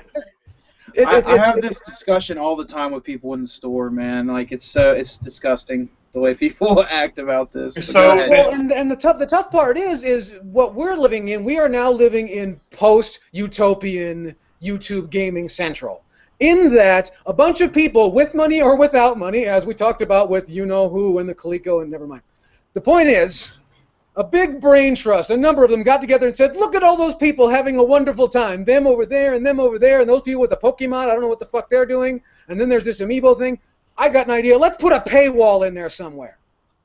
And suddenly, this went from being a free-roaming road for us all to travel to suddenly this is a fucking toll road, and certain people want to snatch up this and snatch up that and make money, because anytime there's a large group of people, as the people at Comic-Con have learned, that is also an information and revenue and ad stream. Anytime you have people who can sit together and talk to each other and have similar ideas and similar concepts, hey, that's a great fucking idea. Okay, so framed like that, where it's grown kind of like a religion, as you explained, So do you think then that these big YouTubers are almost seen as like the Christ figures of this religion? A little, but they are the prophets. They speak of these great games, these treasured holy instruments. And you notice, and for those of you that have ever dealt with religious people, you'll notice that everyone's got a Bible. Somebody's got a paperback Bible. And look right behind Jim and look right behind me. We have our altars where we pray. Exactly. Yes. Right behind you are the altars. Yeah, man. Now, here's the thing. Yeah, we do. Here's the thing that can cause a holy war. Well, shit, fuck you. Mine's got a nicer label on it. And the next thing you know, there's a YouTube fight going on. And then people speculate. Okay, you guys know I'm from the Hate Bit podcast, okay? And when people sniff that sort of thing in this arena, that's what shows that this is no longer the utopian area of, it used to be a place of people to come together and share ideas. And now it's become a place to make your name. And to make sure that your avatar and your name is seen as a force in this community. When really it's starting to look like a nest of vipers. But back to your question and the overall consensus about, is that affecting prices? Yes, because these videos and because of this perception that there are so many collectors and the resellers and they're trying to get to the flea markets and they're going to get all these games and they're going to hold them hostage, that is mythologizing these games, making them larger than life, and I must attain those. What happens after you attain it? I play it, and then what? And then it sits on a fucking shelf, and some people... We pray to it. We pray to it. What do you mean you don't have your copy of Snatcher? When people come over, I take it off the shelf, and I'm like, look what I got! Exactly. Well, same thing in my house. And It's some like I people return... play that game more than once. I'm a crusader returning home to Rome with all my plunder that I got in the Byzantine, and I'm like, look at this shit! I fucking got this I just sacked the temple, and I got into these fucking games. And so right now we're in a period where it's kind of swollen to where we have a certain amount of people who are just here to make money, and the inflation of those prices is good for business. There's a lot of people doing very well right now, making money because... And I don't want to say they have their operatives in the field, but there are people who are taking copies of a certain Genesis game, sticking them up their ass because they think they're going to make some money on it in about a year's time. And then what happens when this retro thing goes back to what it was in the early 2000s? A bunch of hardcore people who just wanted to talk to each other and identify with one another and feel like they were all right. I'm not weird. You enjoy it too. And that's... We've kind of come away from that. It'll come back, but and to what you're saying, I believe it'll come back. What's going to happen is, what happened is, I grew up with the Genesis and the Super Nintendo, and I couldn't get all those games. And then when I got older, I was like, oh, I want to get those games, and I got them. And now all those games, and all those guys got a lot older. They have more expendable money. They're going back and buying that stuff, and then they're showing all this stuff, not because they're horrible people, because they love this stuff. And it's risen the prices up. But here's what's going to happen. People like myself, we're going to get into our 50s and our 60s, and we're going to die. And what happens after that? All those, snatchers and things that we cared about, that made important, are not going to be important to the guys who grew up with Minecraft. They're like, I don't know, it's just some old digital game. Who cares? You know what I mean? And I think but you don't know that, John, because what you're doing is you're creating a stronghold, too. And who's to say that, because we're making history. A lot of people always think that, the present sucks. No, we're making history every single day. And later generations will come and find this stuff. And this stuff is in good shape because of people like you and like Jim and I guess myself to a smaller degree.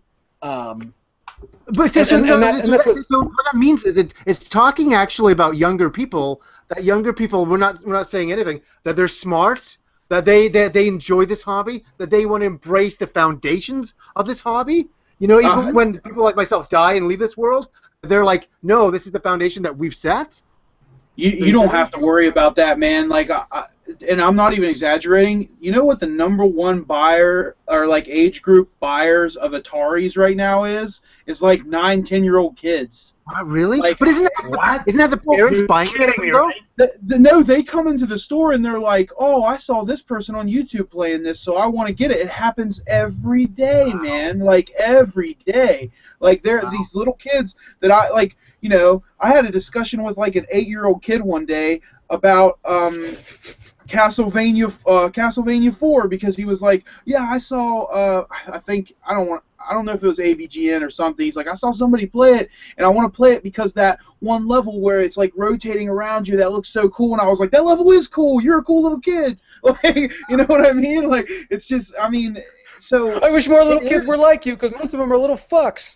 There are some young kids that are out there right now that are they want to start at the beginning because like I'll ask them, I'll be like, well, why are you getting this? They're like, oh, well, this is like the first game. Like, I mean, and obviously they don't know, but like Atari to a lot of people see like that was like the first home experience of games. You know what I mean? And people want to experience it. It's and crazy, you know, man. That poor kid will have to grow up and become a doctor to afford all the series that he wants to collect. I always tell them that because, like, you know, they are always there with their parents, and their parents will be like, some of these games are expensive, and I'm like, you have no idea. Just wait. Yeah. Just wait. Yeah. It's crazy. But it's wow. But trust me, that now I have a little hope in this world. That now that I know that there are kids like that, because I mean here well, you got to Panama, think kids have phones now, and they can just write on YouTube and like, oh, I'm watching. I mean, you know, it's so accessible to people now. Like, okay, everybody but watches I also YouTube. want to, before we get too far, I want to point out that what you're saying. Because religious people say the same thing, all the stupid shit they believe, and then, isn't it wonderful the young children believe this? Dude, I'm not saying you're trying to make me out to be some No, I'm just pointing out. I'm pointing out it is kind of like a religion, and that's what mythologizes these games. They seem so like Chubby Cherub. Who gave a fuck about Chubby Cherub 9 years ago? And now the people got to have it. They got to have it because they don't have a complete Nintendo collection without it. I'm witnessing a similar fervor over TurboGrafx games right now. Yeah, but you know, dude. You were talking but about. At some point, this will plateau. Prices will go back to normal. Everything will be fine, and then we can begin the free exchange of ideas. Because right now, it looks like a bunch of fucking assholes with pitchforks sitting on piles of gold. Don't you come near my pile of gold. It's my pile of gold. I will stab you. I will stab you. I will flag all your YouTube videos. Don't you come over here. Well, it's frustrating for myself when I go to a convention and I walk in and I'm like, okay, cool, what can I check out? And I go to check out the games that I grew up with, the games that mean something. I'm like, oh, I want to see if I can get a Breath of Fire 2. And it's like $250. I'm like, well, that's not happening. But, you know, like, it's just down to such a degree that even, you know, all the games from my generation are they're in a level all to themselves. Like, even Pete Dorr is a huge collector. Even he said, I fucking had enough. I think most people have enough. Yeah. And when Pete Dorr says he's had enough, it's enough for everyone. Yeah, I know, man. You know, actually, well, he did like a video like a month ago where he was selling a lot of stuff, and he said he was burned out. And trust me, I was like, fuck, that guy's burned out. Like I said earlier, shit is heavy. Yeah, I know, it's fucking heavy. And I bought a couple of things from him. And Do you see the irony in this, Gargamo? So I said, if you don't want any cocaine, I'll take some of your cocaine. Yeah, exactly. Burn out. I'm taking his shit. Come on, man. I'm not burnt out. I'm ready to go. I can't stand to see you addicted. Let me have some of that shit. That wasn't the point I was trying to prove, okay? It was just funny, well, yeah. But I'm guilty as charged. I bought a couple of things from Pete, and he's a great guy. But anyway, I digress. What I was trying to say is that, yeah, he was burned out. And to be honest, but I understand him because Retro Sing in Panama freaking sucks. I buy all my games from eBay, or when I go to wrestle in Florida, I go to flea markets and I buy some shit. But the thing is that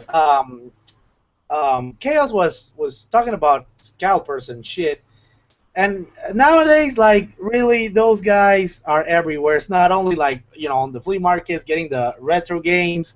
Like, even like, for example, I'm gonna say something that just happened last week. Like, I don't know if you guys were aware of the Square Enix press conference. Yeah. they released the collector's edition for the Final Fantasy, Yes, and sir. yeah, the thing is that that thing went away like this. And I was working at the moment, and I didn't, because I collect retro and modern stuff, and I'm a sucker for Final Fantasy. What can I say? The thing is that I was late, and I'm like, oh my god, like, oh well, I'm just gonna take a peek at eBay, and there it was, man, over 30 listings, and the game was the collector's edition was $650 when it Wow. originally, yeah, and Jesus.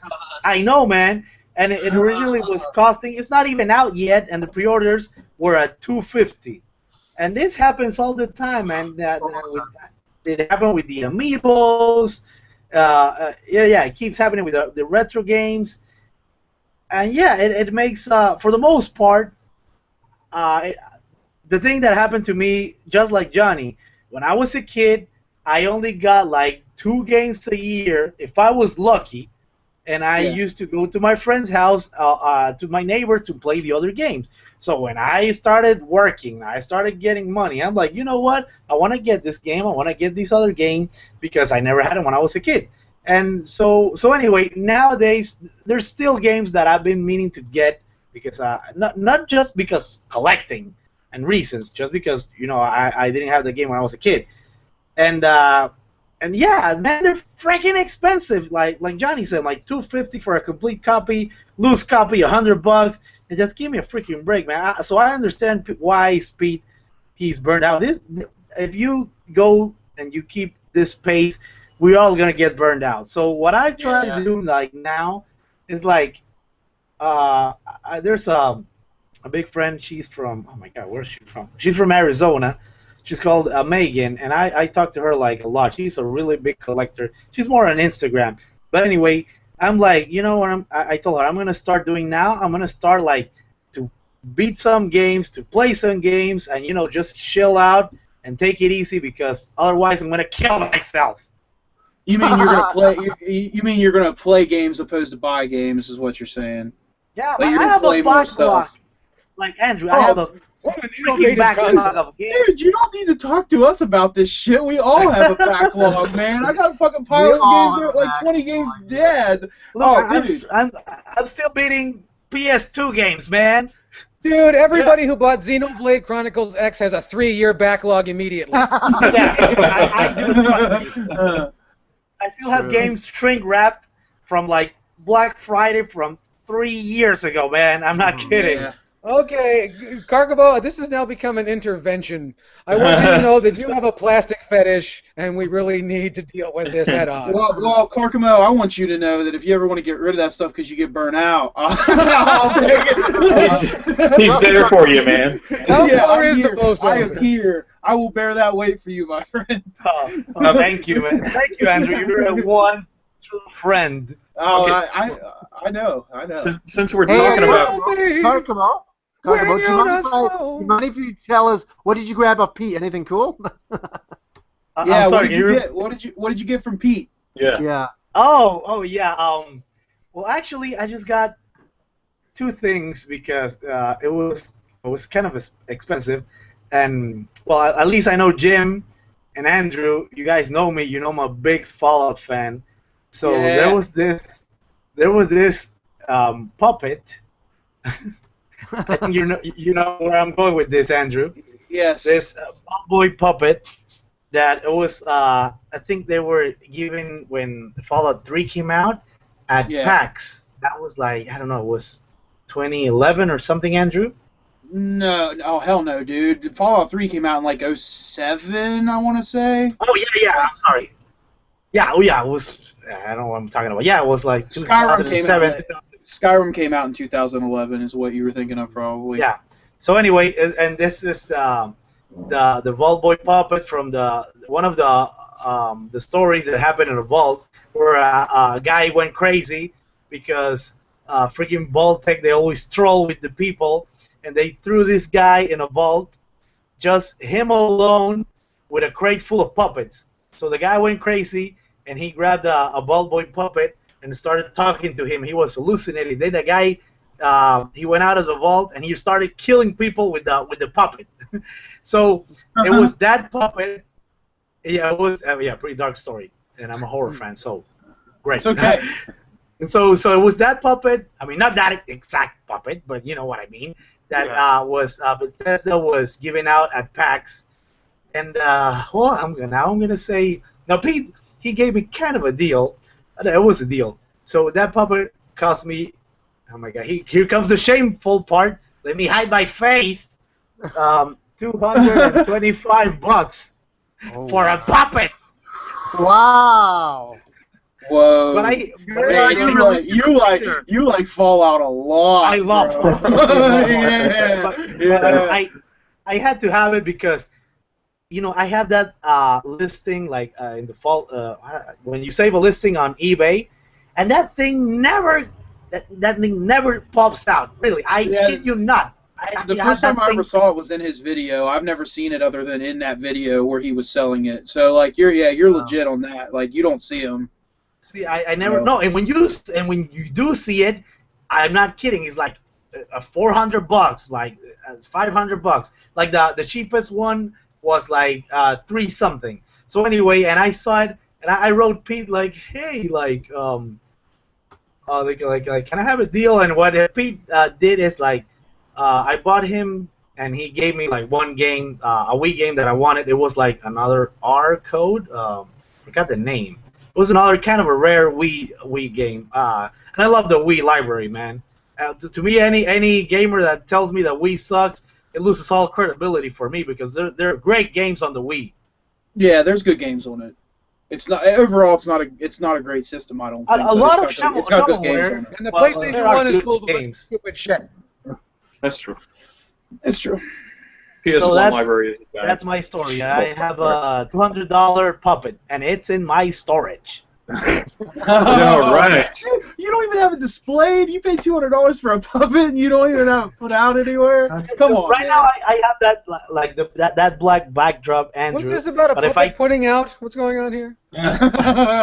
Where have you been? For but you know, Apparently somewhere else. behind that backdrop, Andrew, there's no more space, man.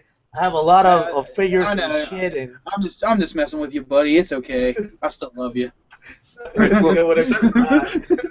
Since we had our little spiel about the prices in the States and how they're going nuts and stuff, this was something else, KS, that you had brought up to me, and it's kind of an instance of the Clean retro. segue, by the way. Yeah, I know, right? It's kind of an instance of the retro scene in North America and how it's gotten kind of out of control, bleeding in to Japan, because you were saying something, and I've seen the articles as well about retro game shortages in Japan and things like that. What were your thoughts on that? Because I obviously have a lot of thoughts living here, but Well, that was something. God, I wish I had filmed it because Mrs. Yokeos was here, and she got a big fucking promo cut right in the middle of dinner. You were like, you know what, fuck this shit, and I said a whole bunch of piss and shit and goddamn it, and she's like, what do you, I don't understand. And I talked about, you know, these games are finding their way onto eBay and being shipped over here and probably eventually being sold in American game stores. And I thought, and I said, that sucks. But then it slowly dawned and passed over me, just washed over me like the Lord's word. It was just beautiful. It washed over me, and I realized that that's going to put more import games directly into North America. That is going to vastly change the games you find out in the wild. And similarly to the way, I mean, I guess a lot of people call it like an invasive species, but I just think that's kind of, so if anything there's a good you could take away from, yes, these games are disappearing because they're trying to cater to a different market. This has happened a lot throughout history. I'm trying to think of an example, and I can't. But I just think from being a North American collector's perspective, import stuff will be more common. I think that's special. Well, I can attest to the fact that in the past week and a half, I want to say, on two separate occasions, I've accompanied YouTube viewers who were here visiting Japan. I've accompanied them. First, I accompanied a fella and his wife. Are you giving out like tours and shit? Not tours, but occasionally people people that are coming to visit will send me messages. Am I gonna have to pay you like 6,000 yen to you're gonna put on the hat and this is Akihabara? No, I don't do that. But occasionally people will message me. If I'm paying 6,000 yen, you better put on the fucking hat. Okay, I'll wear the hat. But occasionally, people will message me saying that they're coming for a visit, and usually they'll just ask me for locations where they can find things. They want something I've been to or showcased in a video. They want to know where they can find that. And a couple of instances, people have asked me if I had the free time, if I would go and meet them. And typically, I like to go out looking for games and shit anyway, and I don't mind meeting with other collectors and palling around. So the first couple, I went and I met them in Akiba, and I took them around to numerous game stores. And he had, on that day, it was a Sunday, which is a really busy day there, and I could swear when you went to these game stores, you saw just as many foreigners as you did Japanese people. And so initially, it was just foreigners would flock to Super Potato and just like clean them out. But now, does anybody else find it funny, Jim calling people foreigners in Japan? Motherfucker, I am a permanent resident. I can say whatever the fuck I want. I'm sorry, continue. But so that was, I escorted him around. Wait, Jim's not Japanese? I'm No, confused. Oh, damn it! Damn it! Okay. I didn't want to tell you like this, but I'm not Japanese. So yeah, I'm taking this guy around, and he's got a list. He's printed off all these prices from eBay, and he's out here hunting. And as I'm seeing all these people around, I'm getting the idea that they're doing the exact same thing he is. They're out here on a trip, and they're just trying to hit as many places as they can, buy up as much as they can, and bring it back from whichever country it was they came from. The second couple, I met them, and then they had rented a car, and they came out to my neck of the woods to meet me. So I accompanied them around to I want to say 3 different hard-off locations to bring him around so he could find some games and stuff as well. And essentially, this is what I'm seeing: imports. When prices start to get really out of control in North America, imports were kind of like the cheaper alternative. And people have gone to that so much that it's the sellers here understand what's going on, and the prices have responded. So is there a shortage of games in Japan? No, that just seems... Before we get too far, do you feel that you assisted some pirates? I don't think I did. These fellas seemed like legit collectors. They had very specific things that they were, looking for. When you said they're walking around with price lists, that kind of worried me. Well, he was walking around with price lists because he wanted to make sure he wasn't overpaying, because I was taking him to multiple locations. Because this guy in particular, what he really wanted to do was complete his Castlevania collection. So he was looking for things like Kid Dracula and the Famicom. X. Yeah, he looking for Dracula X on the Super Family and the Famicom disc version. So that's what he was doing. He was trying to complete a Castlevania collection. I find it hard to sympathize with someone who's going all the way to fucking Japan from some other country. The trouble it takes to get to Japan, how much it costs to stay in Japan, just to bring back Castlevania.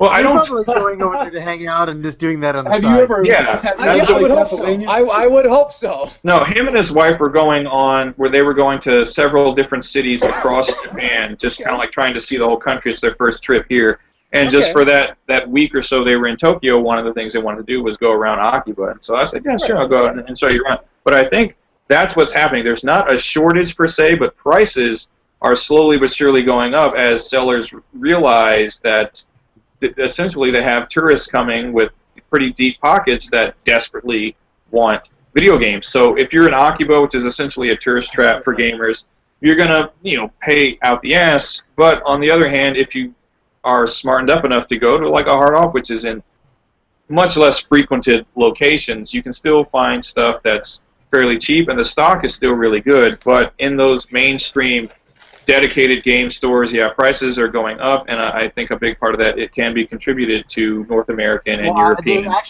I think it can be blamed on one person. One person in Japan is buying all of the retro games, and that person's Luke Moore's one. And so we can blame him. There's nothing at hard off, it's Luke's fault. Yes, he's the one that's making people aware of this shit, and he must be stopped. He's a monster. But I think so. That's my response to that. I don't think there's a shortage, but I think it's definitely changing in response to a foreign influence. I won't say who, but there's a guy on my Facebook. He's a nice enough guy, but he knows all the hidden spots in Japan to go, and he, for these retro gaming stores.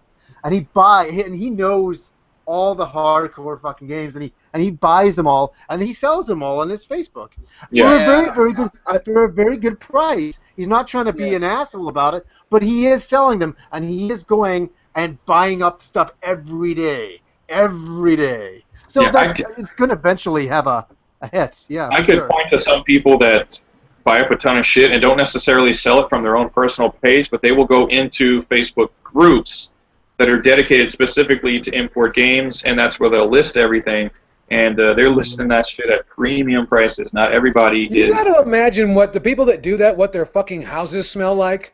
Because I can talk of going into a book off and smelling like 10 or 12 NES decks next to some Xbox Ones. Like, those things smell. 30-year-old silicone smells. I wouldn't want to live in a house with fucking hundreds of fucking silicone boards just all over the place. I can't imagine that people can live like that. They just absorb 30 years of fucking cigarette smoke. And, just, and you can pile them all into one big pile. That smells great. Now that's how you lose a security deposit, man. So Jim, sorry. Like, when you're out there, I got a question for you.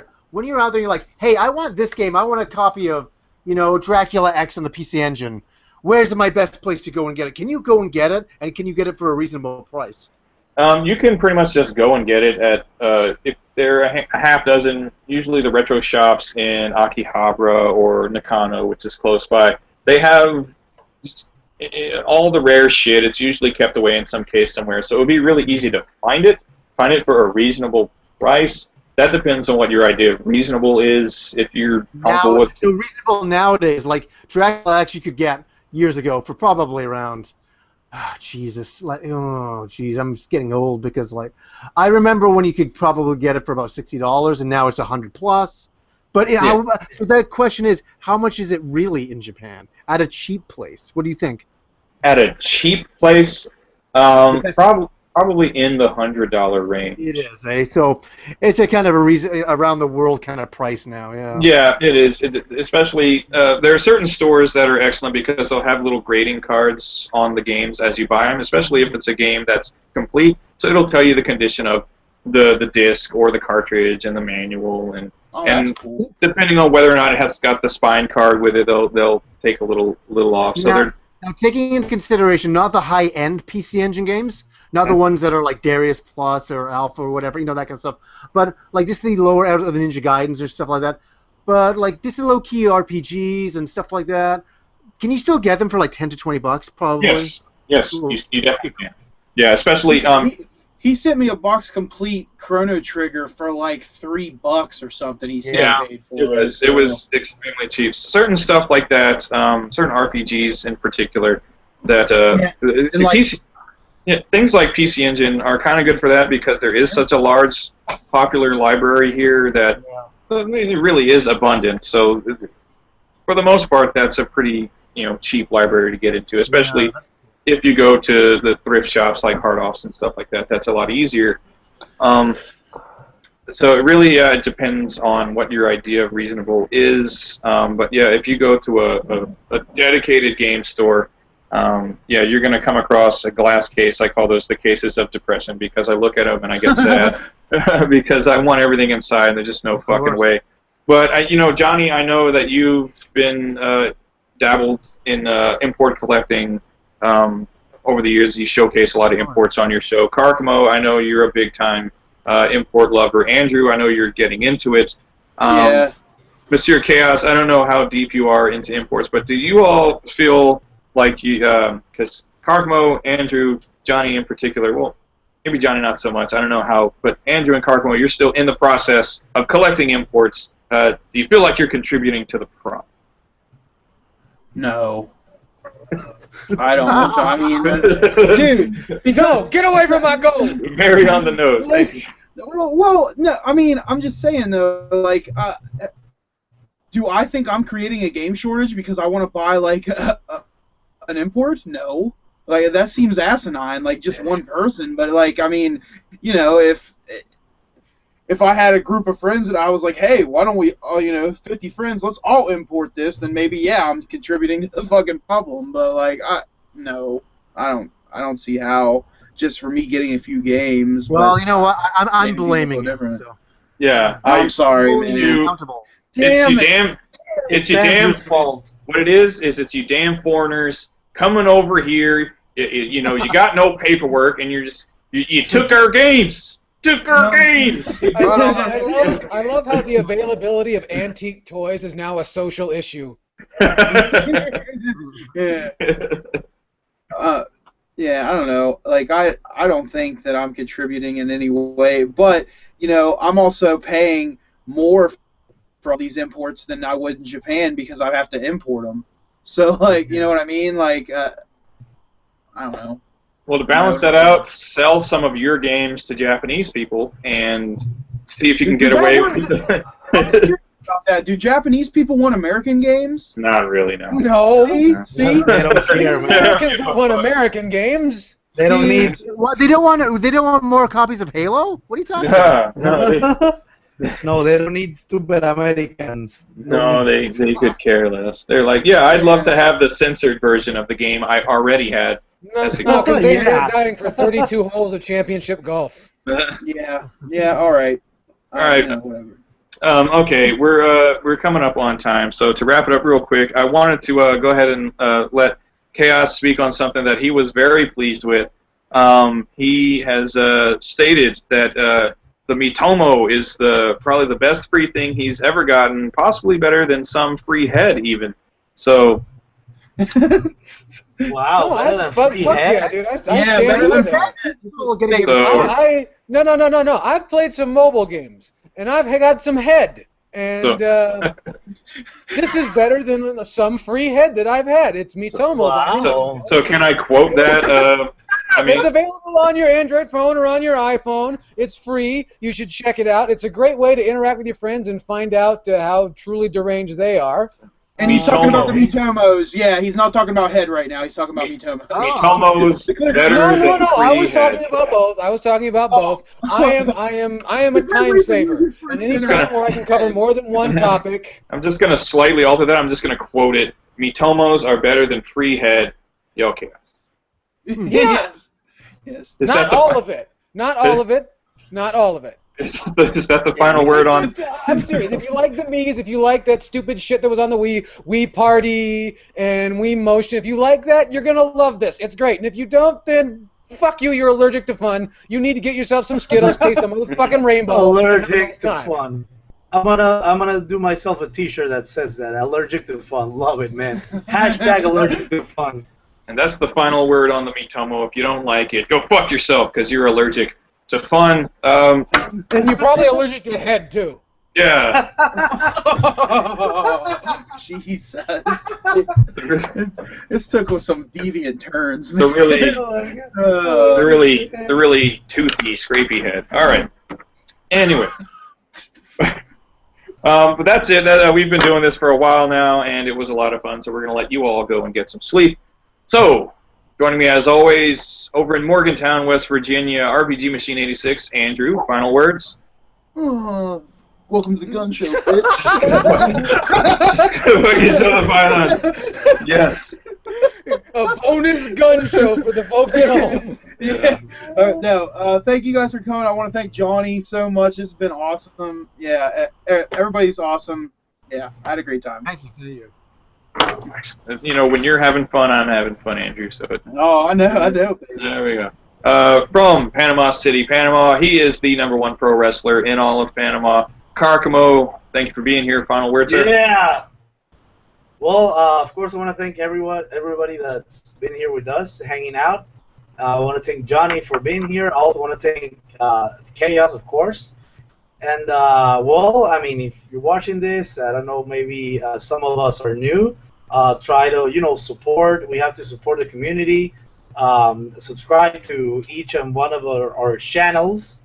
And another thing that I want to say real quick, that we're talking about imports, that we need more love for imports on the YouTube community. So, hop in on the on the import train, and let's talk about imports. Oh, that sounds like a good name for a segment. Okay, that's it. Yeah. Or don't, because that's going to be more money out of my pocket.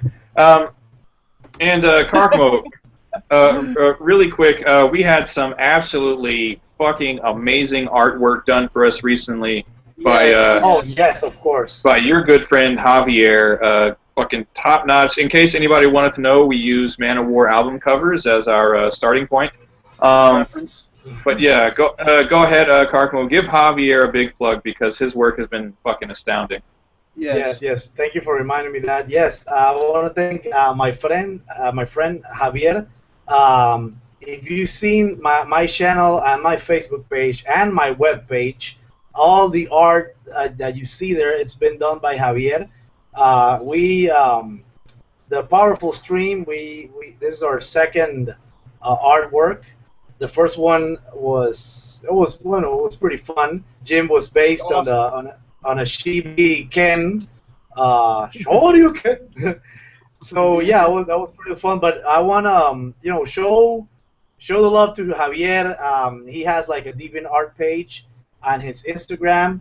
I'll make sure Jim put that on the description. And also, if you wanna have like some artwork done, you can contact him. And even like if you want some art chaos, and if you want some art, sorry, Johnny. You can, he's really great. He's really talented. He also charges pretty freaking low. Anyway, just Javier, thank you, man, and everybody. Just have them. You can count on him. I saw the artwork. 1-800 Javier. What'd you say, Johnny? I said I saw the artwork. It's amazing. It's really good. Thanks, man. Dude, we got on a brainstorm about that, and we're just like, Yeah. give us muscles and Yeah. arms in our hands. I noticed it's a little bit unrealistic. It's a little. No, it's not. No, it's not. No, it is. Naysayer. There was just one thing. It showed Karkamo on time, and that's highly unrealistic. Damn it. But yeah, the artwork by Javier is amazing, and he does, like he said, he does work on commission. He works pretty cheap, and he can make whatever you want because we really went wild with our imaginations. We threw a lot of shit at him, and he exceeded our expectations. And just if you like what we showed so far, you ain't seen nothing yet because our three heads together came up with some pretty wild shit. So it's just gonna get better. All right. And if you want to check, I'm sorry, Jim. If you want to check more stuff of Javier, if you go to my webpage, carcamo.com, you go into the section that says caricatures. Like all those arts are done by Javier. Yeah, I know the pun, chaos. The other thing I was gonna say about the brainstorming, I remember, I don't know if it was Andrew or Jim, like we need like some stuff, and well, I killed Chewbacca, so I'm gonna wear his fur, and you check Andrew, that's like Chewbacca's fur. He's dead. Like you can see his face. Yeah, it's awesome. I dress like that on the weekends. So it's great. It's great having a guy that can paint you in any way you want to. He can make you the baddest ass person alive. Just go talk to Javier. Also, again, thank you joining us all the way from San Diego, California. The wonderful, the sensual, the beautiful Yale Chaos. Yes, thank you. I would like to say thank you for everyone stopping by. It is I, Mr. Monday Night, the intrepid Yale Chaos, reminding you that just because the fellatio is free does not mean it is pleasant. Jesus. Words of wisdom from the mighty Yale Chaos. And huge thank you for our special guest tonight. All big fans and admirers of his work, respecters of his work. From Vancouver, British Columbia, the one, the only happy console gamer, Johnny Millennium. Thank you so much for being here. Thanks for having me, guys. Honestly, I wish you all the best with your show. I think it has a super bright future. You have amazing artwork where you all look like actual sexy guys in reality. So. You don't even know, baby. No. Yeah, you have no idea. Thanks absolutely for having me on. I totally appreciate it. And yeah, isn't it kind of funny? The religion of video games, it's a religion that we're all a part of. It really is. It's amazing how big it's gone on YouTube over the years, and it's great to be a part of the community and just to talk about it. But yeah, as Yale Chaos said, It's a religion. That's the one thing I'll take away from the conversation tonight. What a religion it is with our little altars behind us. It's kind of surreal, isn't it? Well, we all sing the praises of the gaming gods. Yeah, we all have to join hands now. Yeah. We've joined hands in spirit, and we're having our little.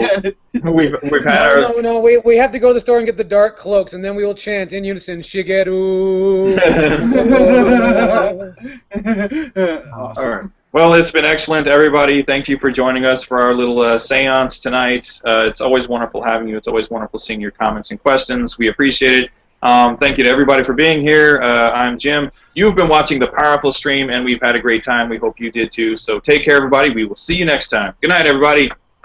Amen.